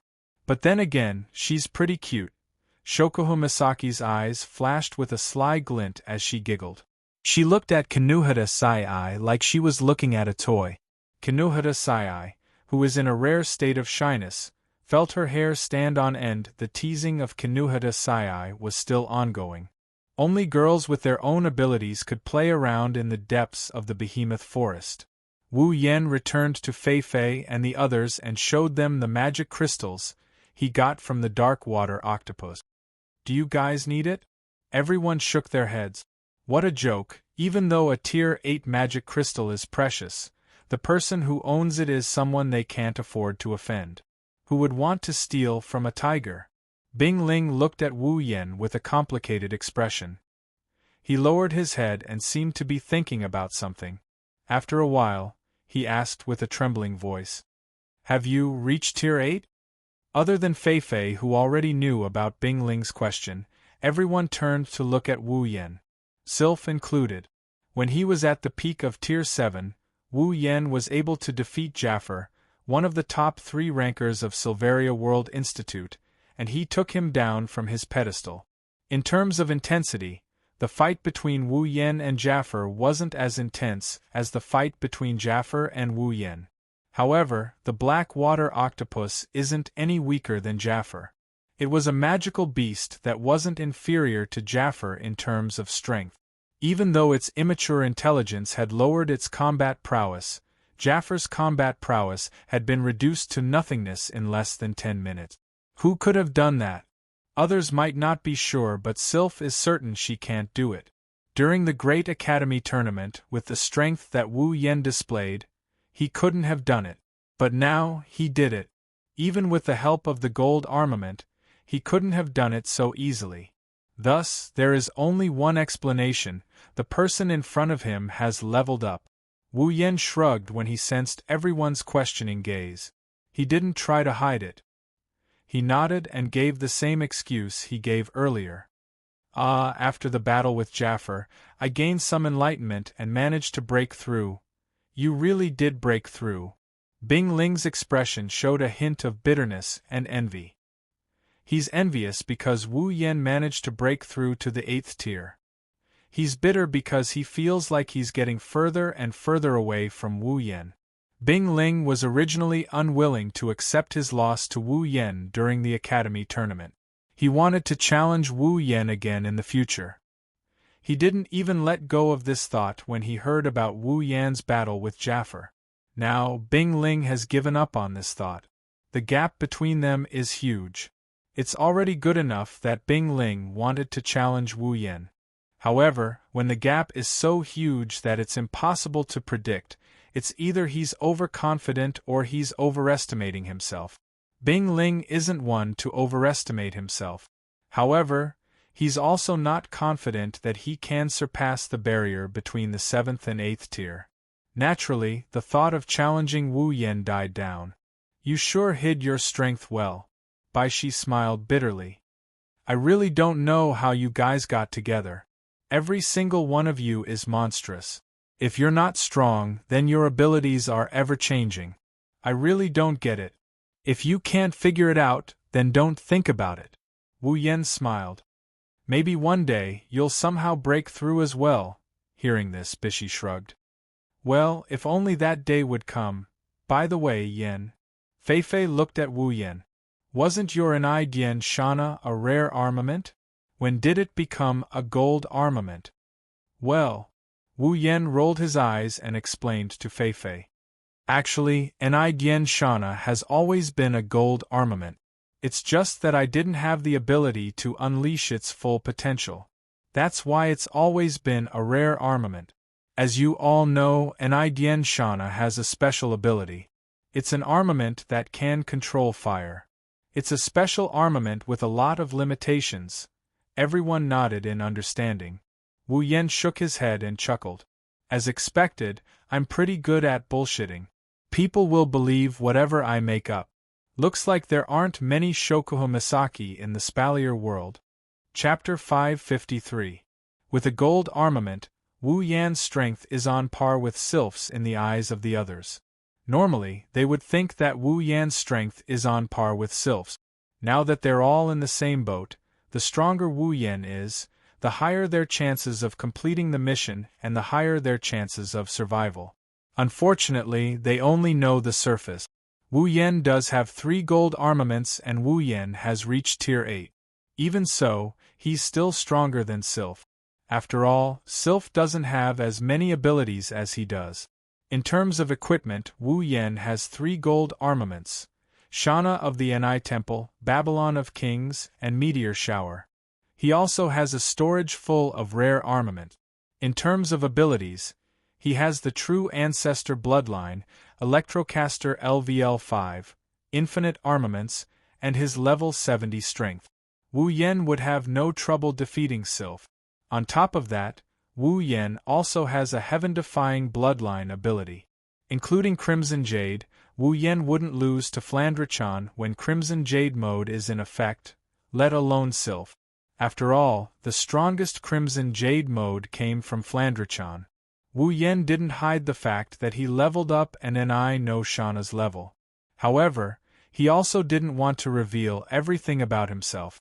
He didn't want to reveal too much about himself. Still, it's enough. At least, the expedition team thinks that they have another trump card on their side. Yen. Fei Fei muttered to herself. She looked at Wu Yen with a solemn expression. I might need you guys to take action next. Fei Fei's tone was solemn and helpless. Fei Fei doesn't want Wu Yen, Sylph, and the others to take action. If they do, there's a high chance that they won't be able to do anything. Fei Fei doesn't like this situation, but she can't do anything about it. They've only been in the Behemoth Forest for a short time, and they've already encountered a Tier 8 monster. Fei Fei felt helpless just thinking about it. That's why she has no choice but to accept it. Fei Fei understands that they won't be able to complete the mission with just her group. The key lies with Wu Yen, Sylph, Mikoto, and the others. Ever since they entered the Behemoth Forest, they rarely let Wu Yen, Sylph, and the others take action. Isn't this the reason they're waiting for? Although it's a little early for Fei Fei, Bing Ling, and Bishi, Bing Ling and Bishi looked helpless when they heard Fei Fei's words. However, they didn't say anything. As direct descendants of large clans, they knew that they had to look at the bigger picture. If they tried to be brave, they would only be courting death. Sylph didn't have any objections. If it wasn't for Fei Fei and the others' request, she wouldn't have held back. Dealing with a monster that isn't even a Tier 8 monster won't take much of her mana.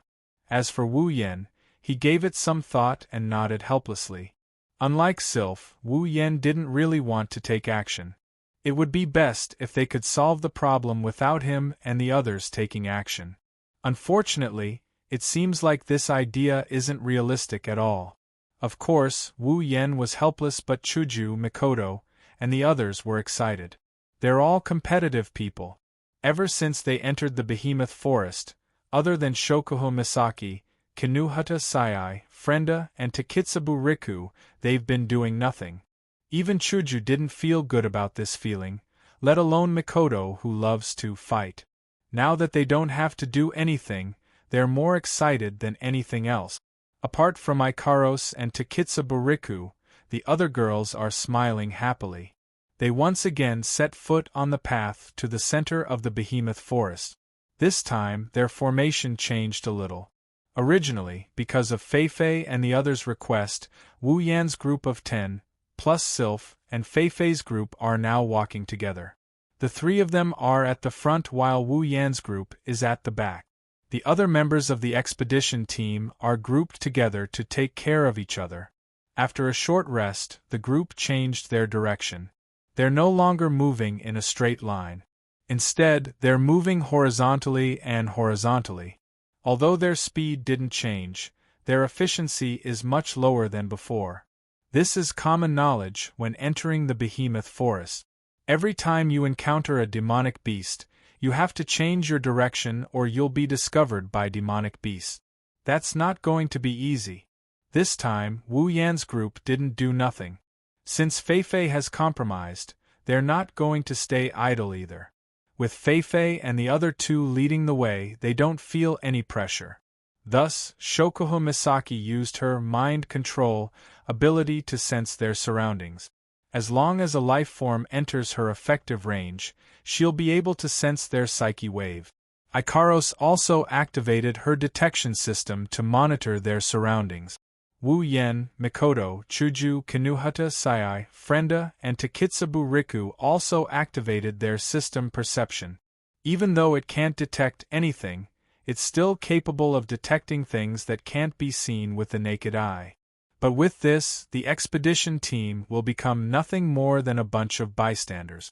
Whenever something happens around them, Shokuho Misaki and Ikaros would be the first to notice it and notify everyone to be on alert. When demonic beasts appear, Shoujo, Mikoto, and the others who were already eager to give it a try would swarm up and display their strength. They'll take care of the demonic beasts in the blink of an eye.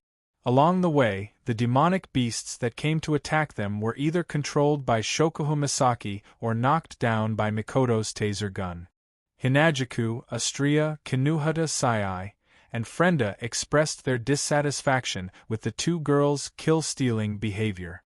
However, their abilities and attack speed weren't as good as the two girls, so they could only express their dissatisfaction. This made the onlookers feel ashamed. They're hoping that the demonic beasts don't appear so they can ensure their own safety. But looking at Shoujo and the others, it's as if they want all the demonic beasts to attack. How can they not feel embarrassed? Even Fei, Bingling, and Bishi are speechless. That's not the most speechless part. The most speechless part is that there's a rank 8 demonic beast among the demonic beasts. This rank 8 demonic beast isn't any weaker than the black water octopus, but it's a lot more tragic than the black water octopus. The moment it appeared, it didn't even have time to roar. Electric current, crystal sword, mental attack, cherry-colored missile, blue lightsaber, shockwave, bombs, all of these things landed on its body without even saying a word. In an instant, the rank 8 demonic beast was drowned by the girl's attacks. Other than a magic crystal, nothing was left of it. This caused the expedition team members to sweat profusely. For the first time in their lives, they sympathized with the demonic beast. Of course, this only works on demonic beasts that aren't too troublesome to deal with. If the demonic beasts in the depths of the behemoth forest are only at this level, it wouldn't be a forbidden area for humans. As more than 100 people continued to move forward, finally, when it was close to night, a truly troublesome situation appeared in front of everyone's eyes. Chapter 554. Inside the giant beast's forest, although the terrain was not very complicated, it was still quite winding. Walking in an environment full of trees, it was not much different from walking into a maze. Everywhere was the same type of trees, some stood on the side of the road, some reached deep into the sky. Such a lively environment, but rippled with a gloomy deathly stillness. Under the deathly stillness, even the air seemed to have solidified, and such an environment brought about a bad situation for the group of more than 100 people. At this moment, Wu Yan's group and the members of the elite exploration team were all hiding behind the trees. They didn't even dare to breathe too loudly. Their breathing had become extremely weak. The members of the elite exploration team were all holding their breaths. Their foreheads were covered in sweat. In front of them, there was an undulating terrain that resembled a hill. Trees that were slightly smaller than the surrounding trees stood on top of it. It looked like another growth space. Even the species of the trees were much worse. There were even some small streams that flowed down from the top and into the surroundings, showing the difference between this terrain and the surrounding area. Such a terrain was very rare in the behemoth forest, because it was very suitable for people to live in. There was a water source and there were some fruits on the trees. Even if one didn't bring any resources with them, one could still live here for 10 days to half a month or even longer. Logically speaking, when such a terrain appeared in front of them, they should be happy. With this terrain, they would have a place to stay for the night. But now, when they saw such a good terrain, it was as if they had entered a tiger's den. Their expressions were extremely serious and they all hid. There wasn't a trace of joy on their faces. Because in this terrain there was a group of natives.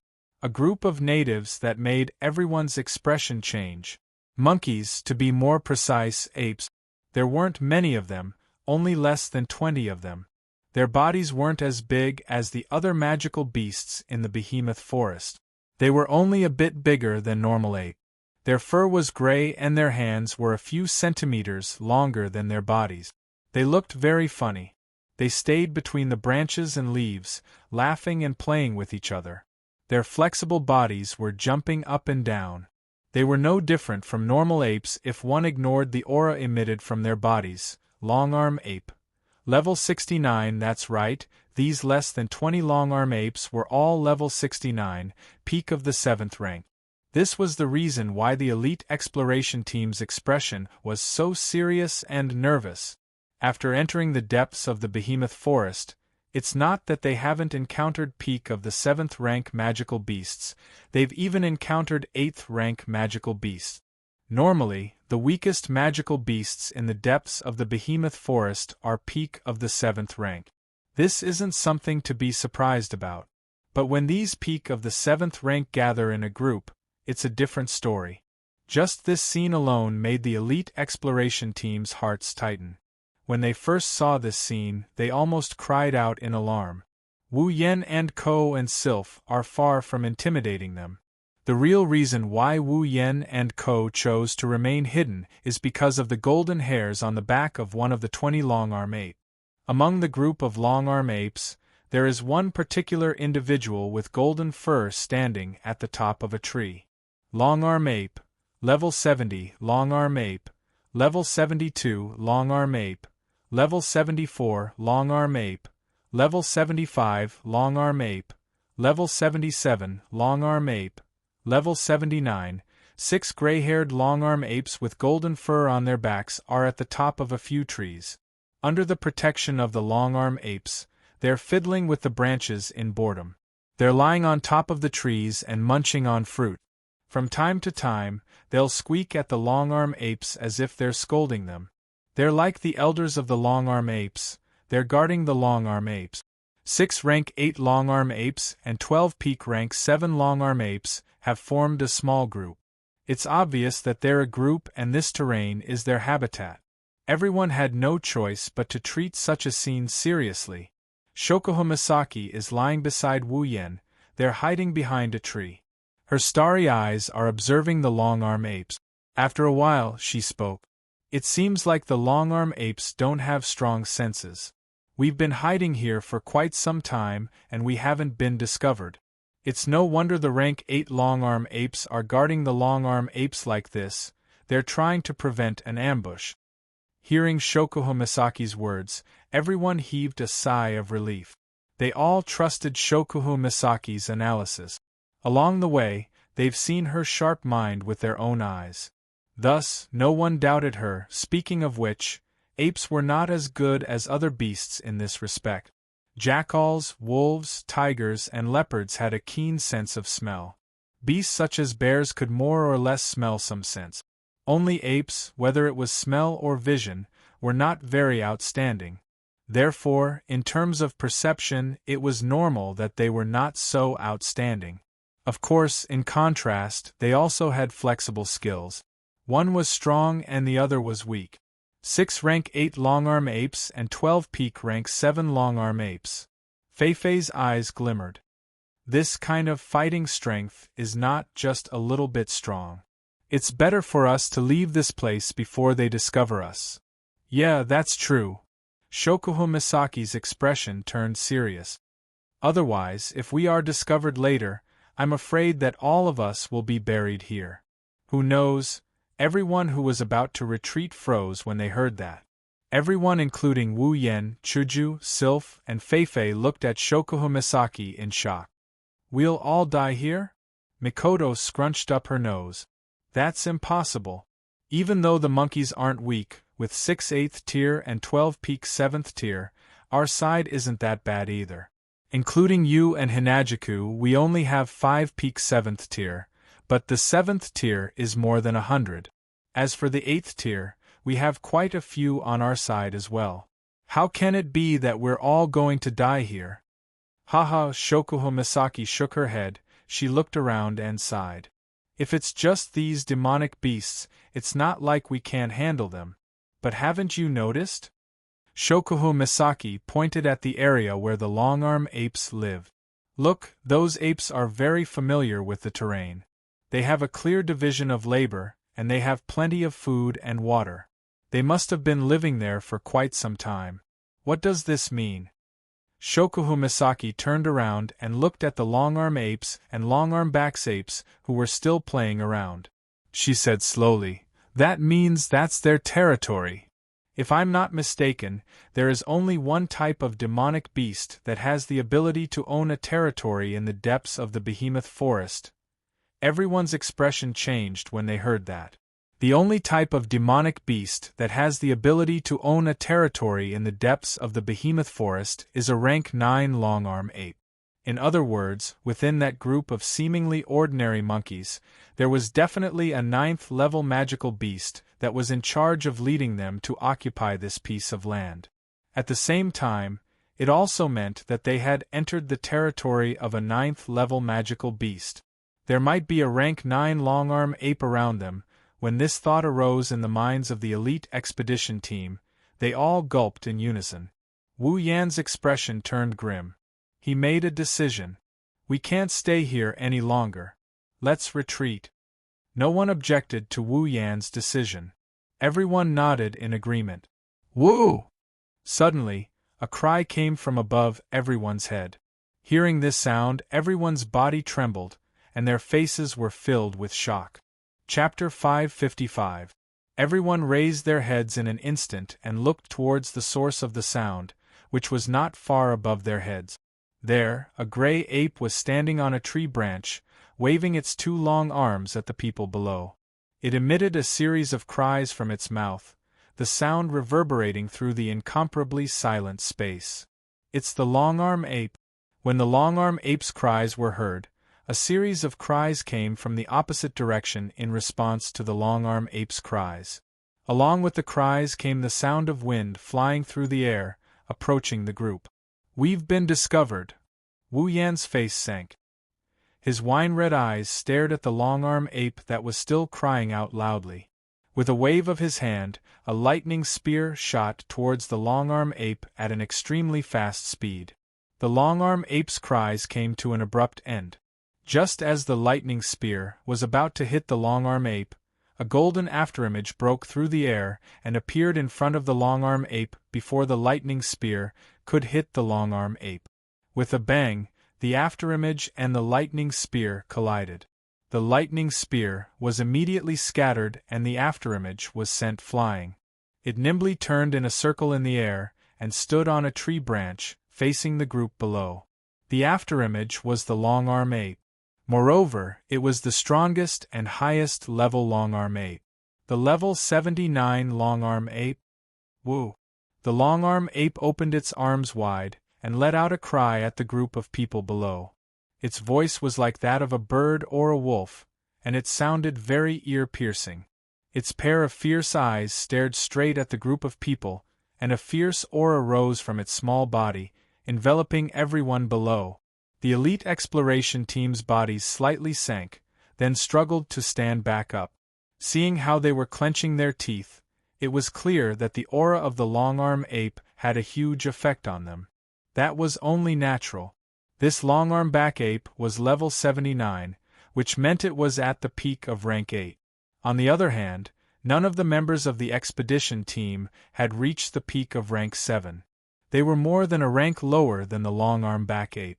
It was already very good that they hadn't collapsed to the ground under the pressure of this aura. Everyone be on guard.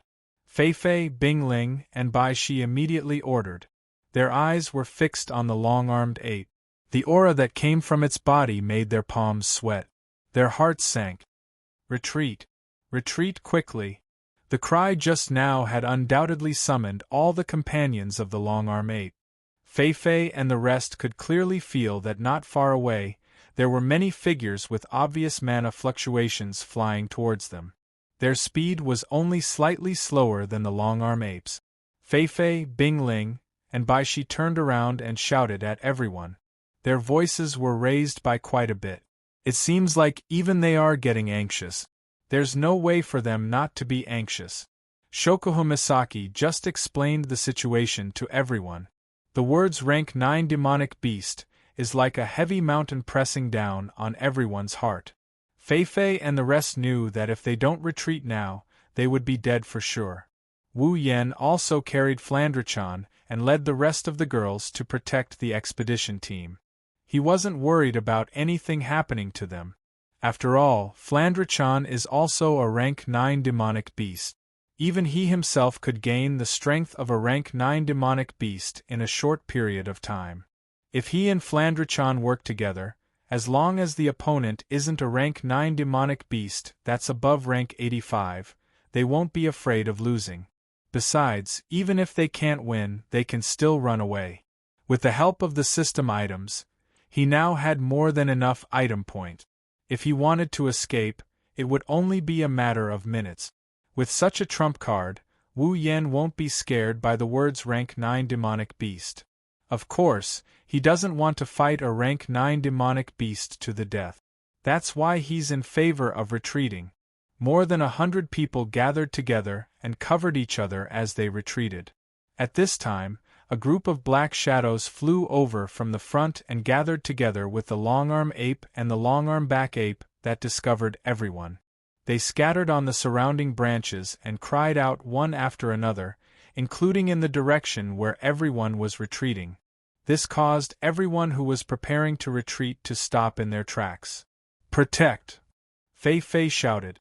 Night Elf had already been unsheathed and was in her hands. Bing Ling and Bishi had also unsheathed their armaments. At this moment, if they were to slow down even the slightest bit, they would all die. The members of the elite expedition team moved. A second later, they formed a circular formation. Everyone stood in a circle and faced outwards. They raised their armaments up high in defense. Looking at the surroundings, the less than 20 monkeys that were still frolicking over there had all arrived. One by one, the gray figures leaped between the trees. Their movements were extremely nimble. They either jumped or hung upside down on the trees in all directions, barking at everyone. It was as if they would pounce at the next moment, causing everyone to not dare to act rashly. Feeling the aura of the long-arm apes and the long-arm apes locked onto them, everyone's heart started to beat faster. Their eyes were filled with panic. Wu Yen glanced at the apes hanging on the trees. When he saw the faces of all the apes, he sighed in relief. Everyone who heard his sigh of relief was confused. The current situation is extremely bad. Why is he sighing in relief? Seeing everyone's confused look, Wu Yen explained. There are only long-arm apes and long-arm apes here. There's no Class 9 demonic beast that took over the territory. Hearing this, everyone came to a sudden realization. Their nervous faces relaxed a little. At the very least, under such circumstances, this could be considered good news among bad news. Shokuho Misaki closed her eyes and used her ability to sense the surroundings.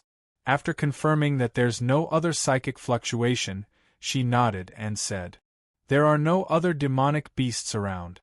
The Class 9 demonic beast doesn't seem to be in the territory." Hearing Shokuho Misaki's words, Fei Fei and the others who were planning to fight to the death suddenly had a glimmer of hope. "Everyone, fight with all your might." Fei Fei's body emitted a dense do-chi ripple, wrapping around her perfect body. "While the Class 9 demonic beast isn't here, kill these demonic beasts as fast as you can and leave this place." "Yes." A resounding response echoed in everyone's ears. At the same time, combat aura and mana fluctuations surged out from the members of the elite expedition team. At this moment, everyone's strength was on full display. Then, Wu Yen looked at the 6 long-arm ape. "Our opponents are them, right?" Like Wu Yen, Chuju Mikoto, Shokuho Misaki, Ikaros, Astria, Flandra-chan, Kinuhata Sai, Frenda, Takitsubo Riku, and Sylph were also looking at the long-arm ape. They all knew that if no one dealt with these long-arm apes, the entire expedition team would probably be wiped out. An icy blue aura erupted from Sylph's body. It carried a majestic mana and swept towards the surroundings. A golden staff appeared in her hand. It was the gold armament Sylph won from the auction. Sylph leaped into the air and charged towards a long-arm ape. The long-arm ape let out an angry roar and leaped down from the tree towards Sylph. In the next moment, the two figures collided with each other. Maybe it's because of Sylph's choice. The long-arm ape she charged towards is the same level as her. They're both level 72. Wu Yen smiled when he saw this. His wine-red eyes flashed with a thick golden light. His blood-red aura soared to the sky. "Finally I can have fun." Chapter 556. 5 long-arm apes, huh? Mikoto licked her lips in excitement. She looked at one of the long-arm ape. "Leave that level 75 long-arm ape to me. Its level is the same as mine." Mikoto didn't wait for Wu Yan's reply. She fired a taser gun at the long-arm ape. The long-arm ape squealed and jumped away. It landed on the ground and charged at Mikoto. What greeted it was an even more powerful taser gun. "Same level." Astria nodded thoughtfully. Her crimson eyes flashed with the unique glow of system perception. She scanned the long-arm apes above her and paused. Then I will be the level 77 long-arm ape. Astria's clothes faded away in a second and a blue light armor covered her body. A pair of pure white wings unfurled and white feathers fluttered down. Astria flew towards the level 77 long-arm ape with a wave of her wings. Ikaros seemed to have understood what everyone was saying. She turned her gaze towards the strongest long-arm ape, the level 79 one. Her indigo pupils spun and an illusory frame appeared. The color of the frame turned crimson. Clearly, Ikaros had chosen this one as her opponent. Sky Queen mode. On. A burst of light flashed from Ikaros' body. Not long after, the light dimmed and Ikaros in her white light armor was exposed to the air. The blue wings of light fluttered gently like a pair of hands, bringing up a cool breeze. Under the influence of the cool breeze, Ikaros disappeared from the spot and reappeared in the air above her target. Target locked. Beginning elimination. The next moment, countless cherry-colored missiles rained down from the sky towards the long-arm ape. In response, the long-arm ape pounded its chest with both hands and roared. Instead of retreating, it charged towards Ikaros. Wu Yen raised an eyebrow when he saw the three girls picking a long-arm ape each. He shook his head and laughed. The three strongest long-arm apes were picked by the three of them. Not to mention, they are all of the same level. Is this a coincidence or a mockery? There is one level 70 and one level 74 long-arm ape left. Do I have to pick the same level long-arm ape? Isn't that the weakest long-arm ape? Wu Yan's lips twitched. He looked at the level 70 and 74 long-arm apes and placed Flandrachan on the ground. Flandrachan, stay with the big sisters. I'll be back soon, huh? Flandrachan pursed her lips in dissatisfaction. She picked up an oil bottle and twisted her body in dissatisfaction. But Flandrachan wants to play too. Wu Yan's expression became conflicted when he heard the word play. Flandrachan, you don't have to play for now. Why? Why? Because. Wu Yan chuckled. There might be something more fun to play with Flandrachan later. Something more fun? Flandrachan's eyes lit up and she nodded. Looks like she's looking forward to that something more fun. Hold on. Shokuho Misaki suddenly spoke. You don't want Flandrachan to fight? Are you going to fight 2 Tier 8 long-arm apes at once? Is there a problem? Wu Yen nodded as if it's a given. It's just 2 Class 8 magical beasts. If they were level 75 or above, I might be a little worried. Unfortunately, these 2 long-arm apes are only level 70 and level 74, level 70. Shokuho Misaki looked at the level 70 long-arm ape, then turned to look at Hinajiku, Kinuhata Sai, Frenda, and Takitsubu Riku. Their eyes met and they all smiled at the same time. Yen. With white cherry in hand, Hinajiku stepped in front of Wu Yen, who was about to step forward. Amidst Wu Yan's stunned expression, she smiled. Leave the level 70 long-arm ape to us. You guys? Wu Yen flinched with a surprised expression. That's a Tier 8 long-arm ape. Even if it's only level 70, it's not something a Tier 7 long-arm ape can handle. Shokuho Misaki ran her fingers through her hair and said casually. I remember when you fought with Jaffer, you were only Tier 7, I'm different. I've combined the true ancestor's bloodline, infinite martial arts, Electromaster LV5, Gate of Babylon, Nether Temple Shana, and almost all of my abilities and equipment to be able to achieve that. That's why I said we. Chuju interrupted Wu Yen. We may not have as strong abilities and equipment as you, but there are still 5 of us. Against a Tier 8 long-arm ape, we should have a chance, right? Wu Yen fell silent after hearing Chuju's words. He looked at the level 70 long-arm ape. Wu Yen hesitated. Are you sure? Is it really okay? Aya, can you stop being so wishy-washy? Kinuhata Sai jumped in. Even if we can't beat it, we won't be killed. If we can't, we can just run away. That should be fine, right? Let's give it a try. Frenda also tried to persuade him. If we can't, with our abilities, the 5 of us should be able to protect ourselves. We'll be fine. Frenda wanted to say that with life fusion, even if they die, they can be revived with a summoning point. But Frenda knew that Wu Yen didn't like the idea of using life fusion as an excuse to do things that would endanger him. Even if they could be revived, he wouldn't allow it. That's why Frenda changed her mind. Even the most cowardly Frenda said so. Wu Yen had no choice but to nod and agree to her request. Then be careful. If you can't handle it, remember to use the items I gave you, don't worry. Takitsubu Riku said softly. Even though her voice was soft, her tone was firm. Everyone could feel her determination. Before entering the behemoth forest, Wu Yen exchanged for items from the system list that could be used in times of crisis. For example, a return scroll for escaping, a resplendent breath for survival, etc. He divided them into 9 portions and gave them to each of the 9 girls. With these, the girls can guarantee their own safety. After all, if they really can't handle it, they can use the return scroll to return to the camp outside the behemoth forest.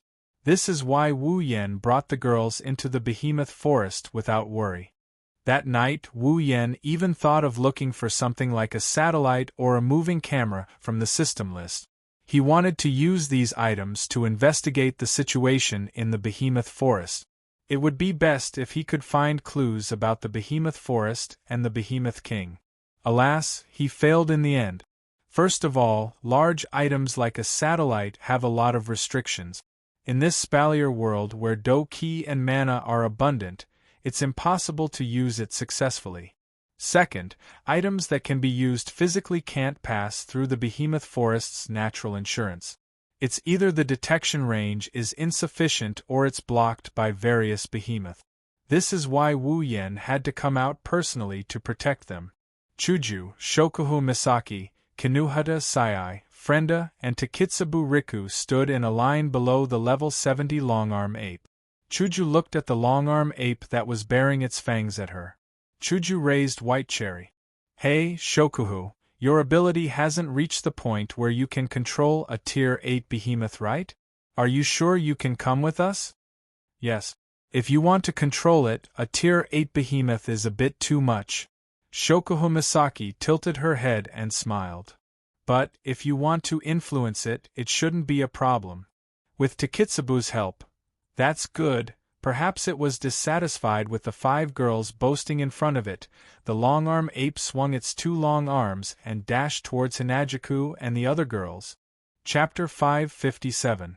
The situation was much more dangerous than they imagined.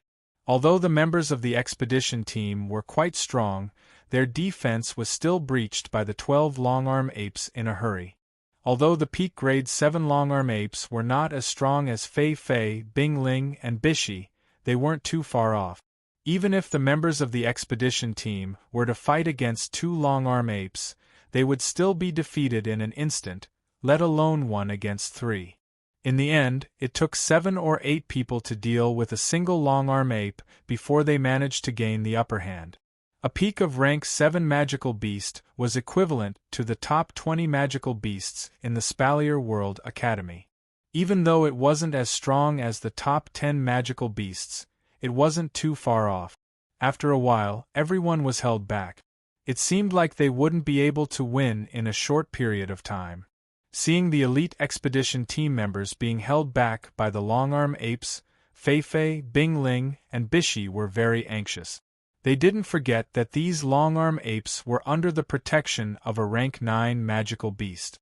If they didn't end the battle quickly, they would all be finished when the rank 9 magical beast appeared. Bing Ling. Fei Fei's face was dark as water. She hurriedly walked up from the back of the team. Use your ice dochi to restrict the speed of those longarm apes. Okay. With Fei Fei's reminder, Bing Ling finally woke up from his daze. He quickly raised the daggers in his hands. Instantly, a wave of icy blue dochi that contained a chill surged out from Bing Ling's body. The dochi lingered around his body. The icy blue dochi turned into cold currents that left his body and floated into the air, forming numerous blue flowing lights. A special oppressive feeling was emitted from these flowing lights and enveloped the area below. Under the sudden pressure, the nimble long-handed apes that were jumping around and toying with the members of the expedition team suddenly staggered and slowed down. Some of them even had a few wounds on their bodies because they were caught off guard. When Bing Ling had used this move to deal with Wu Yen back at the academy, she had used quite a bit of time to accumulate energy. But this time, Bing Ling had only used a few breaths of time to use the special skill of Ice Do Qi. From this, it could be seen that Bing Ling's control of her own Ice Do Qi had obviously improved. Under the effect of the Ice Do Qi, the long-handed apes were all restricted and slowed down. In the eyes of the elite exploration team, this was a very good opportunity to strike. They all ignited their Do Qi, grabbed their armaments, and rushed forward while shouting, beating the long-handed apes until they were forced to retreat. The situation was completely reversed. Woo! Woo! Woo! Woo! Woo! The long-arm apes that were fighting against the elite expedition team were suppressed by this pressure. Their movements became sluggish, and they fell into a very passive situation. Seizing this opportunity, Bishi rushed into the group of monkeys with his knight's sword in hand. He injured several long-arm apes in a row, and many of them cried out in pain. Bing Ling didn't stop using her Ice Do Qi. She pushed her own Do Qi to control the flowing light in the sky above the arena. She stood at the back of everyone. It wasn't that he didn't want to participate in the battle, but if he didn't control it carefully, his Ice Do Qi would not be able to recognize people. When that time comes, not only the long-handed apes would be restricted, but everyone. Bing Ling had to control his own Ice Do Qi to avoid his companions who were fighting. This was a skill that required skill. After all, they were constantly moving around, so Bing Ling had to constantly control his Ice Do Qi. Luckily, although it was a little strenuous and Bing Ling couldn't participate in the battle, the effect was very good. Of course, Bing Ling couldn't participate in the battle, but that didn't mean that Fei Fei couldn't participate in the battle. Whoosh! A bright silver sword suddenly slashed through the group of monkeys. It was extremely fast. Under the guidance of a slender shadow, the sword slashed towards the long-handed apes. The long-handed apes were hit by the sword and they retreated as if they were hit by something. They cried out in pain and there were traces of blood. Fei Fei rushed towards the retreating monkeys like a wolf in a flock of sheep. She didn't care about her own defense at all. The night elf's Do Qi quickly grew stronger. In the blink of an eye, the night elf's Do Qi had increased to the point where the night elf's Do Qi covered the entire blade. Fei Fei swung her Do Qi and a thick Do Qi light turned into Do Qi. It was as fast as lightning and as fast as thunder. It suddenly hit a few of the long-handed apes. Several of them looked like they were hit by a giant mountain. Blood splattered everywhere and they were sent flying. Nice. Seeing how Fei Fei took care of several long-handed apes in a blink of an eye, Bishi couldn't help but shout out loud. He didn't want to admit defeat, so he chased after Fei Fei and slashed at the long-handed apes with his knight's sword. While the two of them were attacking the long-handed apes with all their might, the other members of the expedition party also rushed towards the group of monkeys at full speed. They didn't hesitate to add insult to injury. Not long after that, a few of the long-arm apes that Fei Fei, Bishi, and the other members of the expedition team had taken care of were finally unable to hold on any longer. Their bodies were covered in blood, and their gray fur was dyed red. Their attacks had also begun to fade, and they began to defend themselves. It was obvious that they were no longer able to fight. Seeing this, Fei Fei and Bishi's eyes lit up. They both appeared beside the long-handed apes at the same time. Then, they swung their long swords and knight's swords at the same time. Their Do Qi and battle techniques were used to attack the long-handed apes while they cried out in pain. Bang! When the shockwaves from the battle techniques spread out, the long-handed apes that were attacked by Fei Fei and Bishi flew out from the dust cloud and fell to the ground not far away. After struggling for a while, they stopped moving. At this point in the battle, Casualties started to appear. Whoa! The death of their companion caused the remaining long-handed apes to face the sky and let out a long howl. Their voices were filled with grief, as well as a monstrous fury and killing intent. The ferocious chi on their bodies spread out, causing the flowing light that was created from ice do chi that was restricting their speed to begin to sway, appearing as though it was about to disappear. Bing Ling's expression involuntarily changed. He sensed that his ice do chi was actually showing signs of dissipating. Bing Ling hurriedly urged his do chi once again, increasing the output of his ice do chi and stabilizing his ice do chi. However, repeatedly urging his do chi had already caused Bing Ling's do chi to be a little depleted.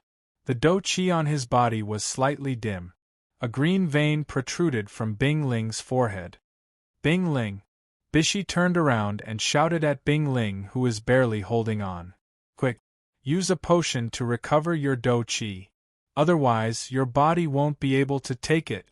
Bing Ling gritted his teeth when he heard Bishi's words. He knows that this is not the time to be stingy. He immediately took out a bottle of potion from his space storage item and swallowed it. In the next moment, the slightly dim do chi on Bing Ling's body surged once again. Under Bing Ling's control, the flowing light that surged into the air trembled and an even stronger pressure acted on the bodies of the long-handed ape. It pulled back the long-handed apes who were originally about to break free, causing them to be extremely angry. Bishi furrowed his brows and cautiously said to Fei Fei, "Tell everyone to be careful.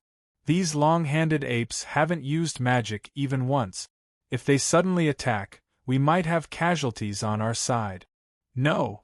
Fei Fei looked coldly at the long-arms apes who were pounding their chests out of anger. She then looked around at the elite expedition team that was charging forward and said, "They can't be hiding their strength. Their companions are all dead, but the long-arms apes still haven't used their magic. I don't think magical beasts have the heart to do that." "You mean?" Bishi hesitated. "These long-handed apes don't know how to use magic?" "That should be the case," Fei Fei said. "Otherwise, there's no other way to explain why they're so angry when their companions are dead." "They're not using magic," Bishi smiled. "Looks like the situation is still in our favor." Chapter 558. The battle between the elite scouting party and the long-arm apes is still going on. Chaotic shouts, explosions, and screams can be heard all around Mikoto's ears. Looking at the human and monkey silhouettes that keep appearing from the other side of the forest, Mikoto glanced sideways. Her brown eyes seemed to be able to see through the obstacles of the trees. Looking at the group battle over there, a heroic smile appeared on her pretty face. "Looks like Fei Fei's side is fine." Turning her gaze towards the long-arm ape not far from her, Mikoto's smile slowly receded. She no longer pays attention to the other battles and focused all of her attention back on the battle. Her hand lightly brushed the bangs in front of her forehead. Between the bangs in her hand, there's a blue and white electric current that's connecting the two. It's very eye-catching.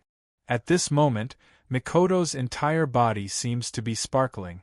Under Mikoto's gaze, the long-arm ape couldn't help but let out a roar. Its eyes flashed with a ferocious glint. A ferocious aura burst out from its body. Its aura is filled with anxiety. It's obvious that the long-arm ape also discovered that its own people are gradually dying. This made the long-arm ape furious. Its long arms reached out to its front and beat its chest to express the anger in its heart. A monkey really is a monkey, beating its chest when it's angry. Mikoto glanced at the long-arm ape. She raised her hands and lightly clapped them together. Then she separated them, and a ball of blue and white electric current shines from her hand. "I think you should go back to the zoo." Her palms gently intertwined with the blue and white electric current. The electric current suddenly expanded. In a few short seconds, the scattered electric current expanded and merged together. A half-meter radius lightning ball flashed and appeared in Mikoto's palm. Holding the huge blue and white electric current in her hand, Mikoto's mouth slowly formed into a smile. She raised it high above her head and fiercely threw it out. The huge electric current was like a storm, covering the sky and covering the earth as it swept out. Following the explosion of the electric current, everywhere it passed, the ground around it churned up. The soil quickly dissipated and the dust became thin. One by one, the rocks were lifted up and directly protruded out of the ground. The momentum was terrifying. Whoa! Looking at the powerful lightning ball, the fur on the long-arm ape's body stood up. It was like a hedgehog that had been attacked. A low roar came out from its mouth, and an afterimage shot out from its side. As the afterimage flew past, the sharp wind could be clearly heard in the entire battlefield. The blue and white electric current shot out and heavily collided with the afterimage. Bang! Both of them trembled at the same time with a loud bang and dispersed in all directions. The only difference was that the lightning ball dissipated directly, while the afterimage revealed its true form, the arm of the long-arm ape. What a hard arm! Mikoto looked at the arm that was retracted by the long-arm ape. She was more or less surprised that the long-arm ape used its own body to block her attack. And it didn't seem to be injured at all. The toughness of its arms was probably not low. With a thought, a vigorous electric current flashed from Mikoto's body and wrapped her whole body. She heavily stomped her foot on the ground, and the electric current flowed from her foot to the ground. Then, it spread out and in a net shape, shot towards the long-arm ape. As the electric current flowed through the ground rolled even more crazily. Crisp, collapsing sounds continuously sounded from below. A moment later, the ground within a 10-meter radius of the long-arm ape had completely collapsed. It was like a dried-up wasteland. In the midst of the collapsing sounds, the long-arm ape raised its head and let out a strange cry. Its long arms smashed the ground, and its body nimbly disappeared from the spot. It floated into the air and raised one of its arms. A metallic light suddenly appeared on its arm. In a low and deep symphony sound, the long-arm ape disappeared again in a flash. When the long-arm ape reappeared, it was already not far from Mikoto's side. His arm flashed with a metallic luster as he swung it out, breaking through the obstruction of the atmosphere, creating a burst of explosive sound as he swung it towards Mikoto's slender waist. With such momentum, as long as Mikoto was hit even once, she would be finished. Mikoto's face turned serious. She once again stomped on the ground. Her body crackled with electricity. But this time, what responded to Mikoto's electric sound was not a net of electricity but a wave of black iron sand. Like tiny wasps, the iron sand wave converged into a wave. It let out a soft cry and rolled in the air. In the next moment, a thick iron sand wall was erected beside Mikoto, blocking the long-arm ape's attack. Bang! The long-arm ape slammed heavily on the iron sand wall, shattering a lot of the iron sand. The terrifying destructive force allowed the long-arm ape's hand to pierce through the iron sand wall, creating a hole. It even went through the wall and arrived in front of Mikoto's face. Mikoto's pupils shrunk, a trace of panic appeared on her face. She subconsciously took 2 steps back. These 2 steps saved Mikoto's life. The long-arm ape's hand stopped a few centimeters away from Mikoto's face. The reason wasn't because it was weak, but because the long-arm ape's hand wasn't long enough. The long-arm ape's entire hand went through the iron sand wall and stabbed towards Mikoto. But because its hand wasn't long enough, the long-arm ape's armpit hit the iron sand wall and couldn't go any further. This allowed Mikoto to escape death, but also caused this hilarious scene. If the long-arm ape's intelligence had matured, it would have wanted to cry, but no tears came out. Because this was the first time in its life that its hand wasn't long enough to reach. Looking at the long-arm ape in front of her, a drop of cold sweat dripped down Mikoto's forehead. Her pretty face looked very stiff. The wind brought by the long-arm ape's attack made Mikoto feel waves of coldness. That hit was so close to hitting Mikoto's face. She slowly turned her head and realized what kind of situation she was in. She looked at the long-arm ape and her face turned angry. "You dare hit my face?" With a smile on her face, Mikoto took out a coin. Electricity crackled around her body and the long-arm ape's ears. The long-arm ape's body shook as if it sensed danger. It pulled back its hand and quickly retreated. However, just as it pulled out its hand, before it could retreat, an orange beam of light pierced through the iron sand barrier, widening the hole created by the long-armed ape. The distance was too close, and the long-armed ape had no time to dodge. It only had time to raise its hand in front of its body to protect itself, and the orange beam of light hit it. Bang! The railgun exploded on the long-arm ape's body. The terrifying force caused the long-arm ape to cry out in pain and fly into the air. But with the long-arm ape's defense, even though the long-arm ape was injured, it wasn't serious. It quickly adjusted its body in the air. When the long-arm ape was about to give chase, the scene it saw with its eyes made it cry out in pain. It saw Mikoto standing on the ground. Above her palm, a thick electric light was spinning at high speed. As the electric light spun, even the surrounding air seemed to be sucked in. While it was spinning at high speed, a terrifyingly high temperature appeared on the surface of the electric light. In an instant, the blue and white electric light exploded and was shot out by Mikoto. It hit the long-arm ape, who couldn't dodge in time. Whoa! The violent electric current acted on the long-arm ape's body.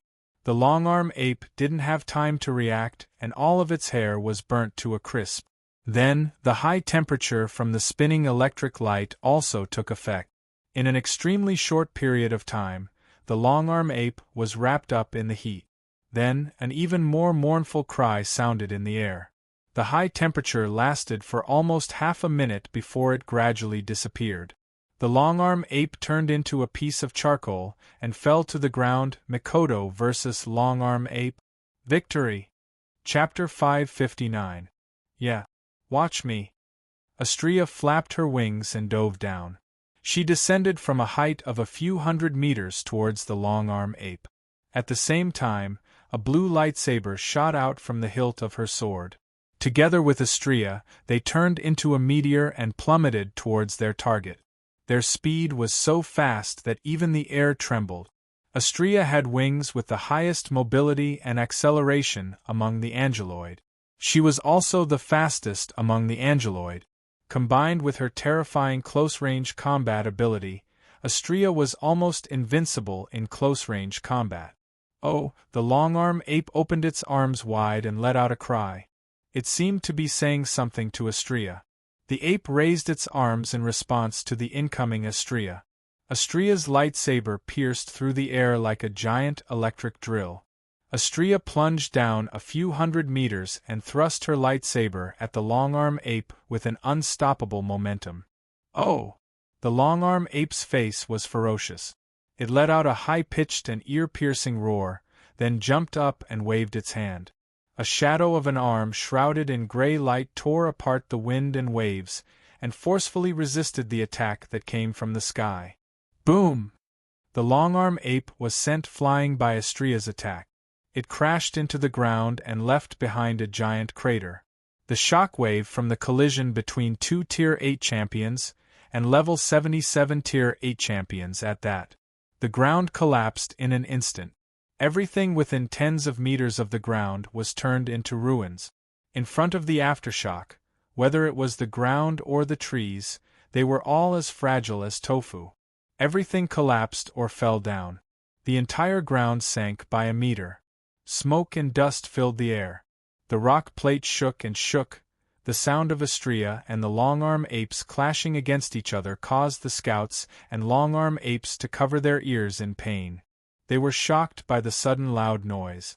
Ah! Astrea was sent flying by the shockwave. Her petite body flipped back and forth in the air. Astrea quickly spread her wings and tried to stabilize her body with the help of her wings. Ouch! Astrea pressed her shield-wielding left hand against her sword-wielding right hand and rubbed her wrist. Even though Astrea had the upper hand in that exchange, her wrist was still numb from the impact. It was only because the momentum of her dive helped her increase her strength. Otherwise, her hand would be red and swollen by now. From this, one could tell how strong the long-armed back ape's front body was. Ouch! Astrea puffed up her cheeks in pain. She complained in a pitiful tone. If I knew this would happen, I wouldn't have picked the same level as me. It hurts. While Astrea was complaining about the wrong treatment, the long-armed ape roared and charged out of the rubble. It stood on the ground and roared at Astrea. Its eyes were filled with anger. It was obvious that the attack just now had angered it. Ah, you're fine. Astrea was surprised to see the long-armed ape unscathed, except for a bit of dust. She might be dumb, but she's not brainless. The collision just now caused the ground to crumble, but the long-armed ape was unscathed. Astrea was surprised to see the long-armed ape unscathed. Fine, let's do it again. Astrea shouted in dissatisfaction. She placed her lightsaber behind her back and flapped her wings. She swooped down again. She was just complaining about picking the wrong opponent, but now she wants to do it again. I have to admit, she really is an idiot. You. The long-armed ape's voice was still echoing in the air. It turned into a shadow and floated away. Astrea thought it was going to attack again, but the long-armed ape turned around and floated away. Astrea was stunned when she saw the long-armed ape flying away. She didn't react for a long time. When she came back to her senses, she was furious. Don't run. What a cunning monkey. Astrea flapped her wings and changed from a dive to a dash. She chased after the long-armed ape. 2 Tier 8 fighters, one running in front and the other chasing from behind. This scene is enough to make people's jaws drop to the ground. Suddenly, the escaping long-armed ape turned around and appeared in front of Astrea in a strange arc. Astrea was shocked. She reflexively swung her lightsaber and stabbed at the long-armed ape. The long-armed ape changed its direction again when the lightsaber was about to hit it. It drew an arc in the air and floated to Astrea's side. It swung its arm and the power of its attack reached its limit. Ah! Astrea didn't have time to withdraw her attack. She raised the shield in her left hand and blocked the long-armed ape's arm. Clang! Astrea was caught off guard and she was sent flying. Astrea leaped into the air and stopped there. She stared at the long-armed ape with her crimson eyes. Her face was flushed red. It was a sign that Astrea was about to unleash her true fury. Damned monkey! It's one thing for Master to call me stupid, but now even a monkey like you is toying with me. Astrea's body trembled from anger. It seems like Astrea's rage points went through the roof when she was challenged by a monkey to a game of IQ. The long-armed ape didn't know it angered an idiotic volcano. It turned its body into 7 or 8 rays of light and leaped towards Astrea. The rays of light circled around Astrea like afterimage punches. It looked like there were 7 or 8 rays of light, but there was only 1 ray of light. This was the long-armed ape's random dodging in a small area. In Astrea's eyes, the long-armed ape was toying with her like it was playing a prank on her. Astrea's long blonde hair swelled up, her petite face was filled with anger. She let out a shout and thrust her lightsaber forward. She spun 360 degrees in the air and pushed her melee combat ability to the limit. She turned into a gust of wind and blew away the afterimages around her. Astrea swung her lightsaber at least a dozen times in a row, attacking relentlessly. A gentle breeze blew past. When Astrea reappeared, all the afterimages around her were gone. Only 1 ray of light was left. It fell to the ground with a dull thud. Astrea's eyes flashed. The lightsaber in her hand glowed blue. The blade vibrated and expanded rapidly like a beating heart. The lightsaber rippled and expanded several times in the blink of an eye. It turned into a gigantic lightsaber. Astrea raised it high and pierced the clouds. Go to hell, idiot! Rumble! The long-armed ape let out a loud wail. A several 100-meter-long fissure appeared on the ground behind it. It looked like a deep abyss. Countless rocks and debris flew everywhere. A deafening explosion sounded. The long-armed ape's hands hung down, and its body strangely stopped in midair. Then, a crack of the same plane as the crack on the ground spread out from its body. accompanied by scarlet blood and a body that was split into two halves, Astrea versus Longarm Ape. Victory!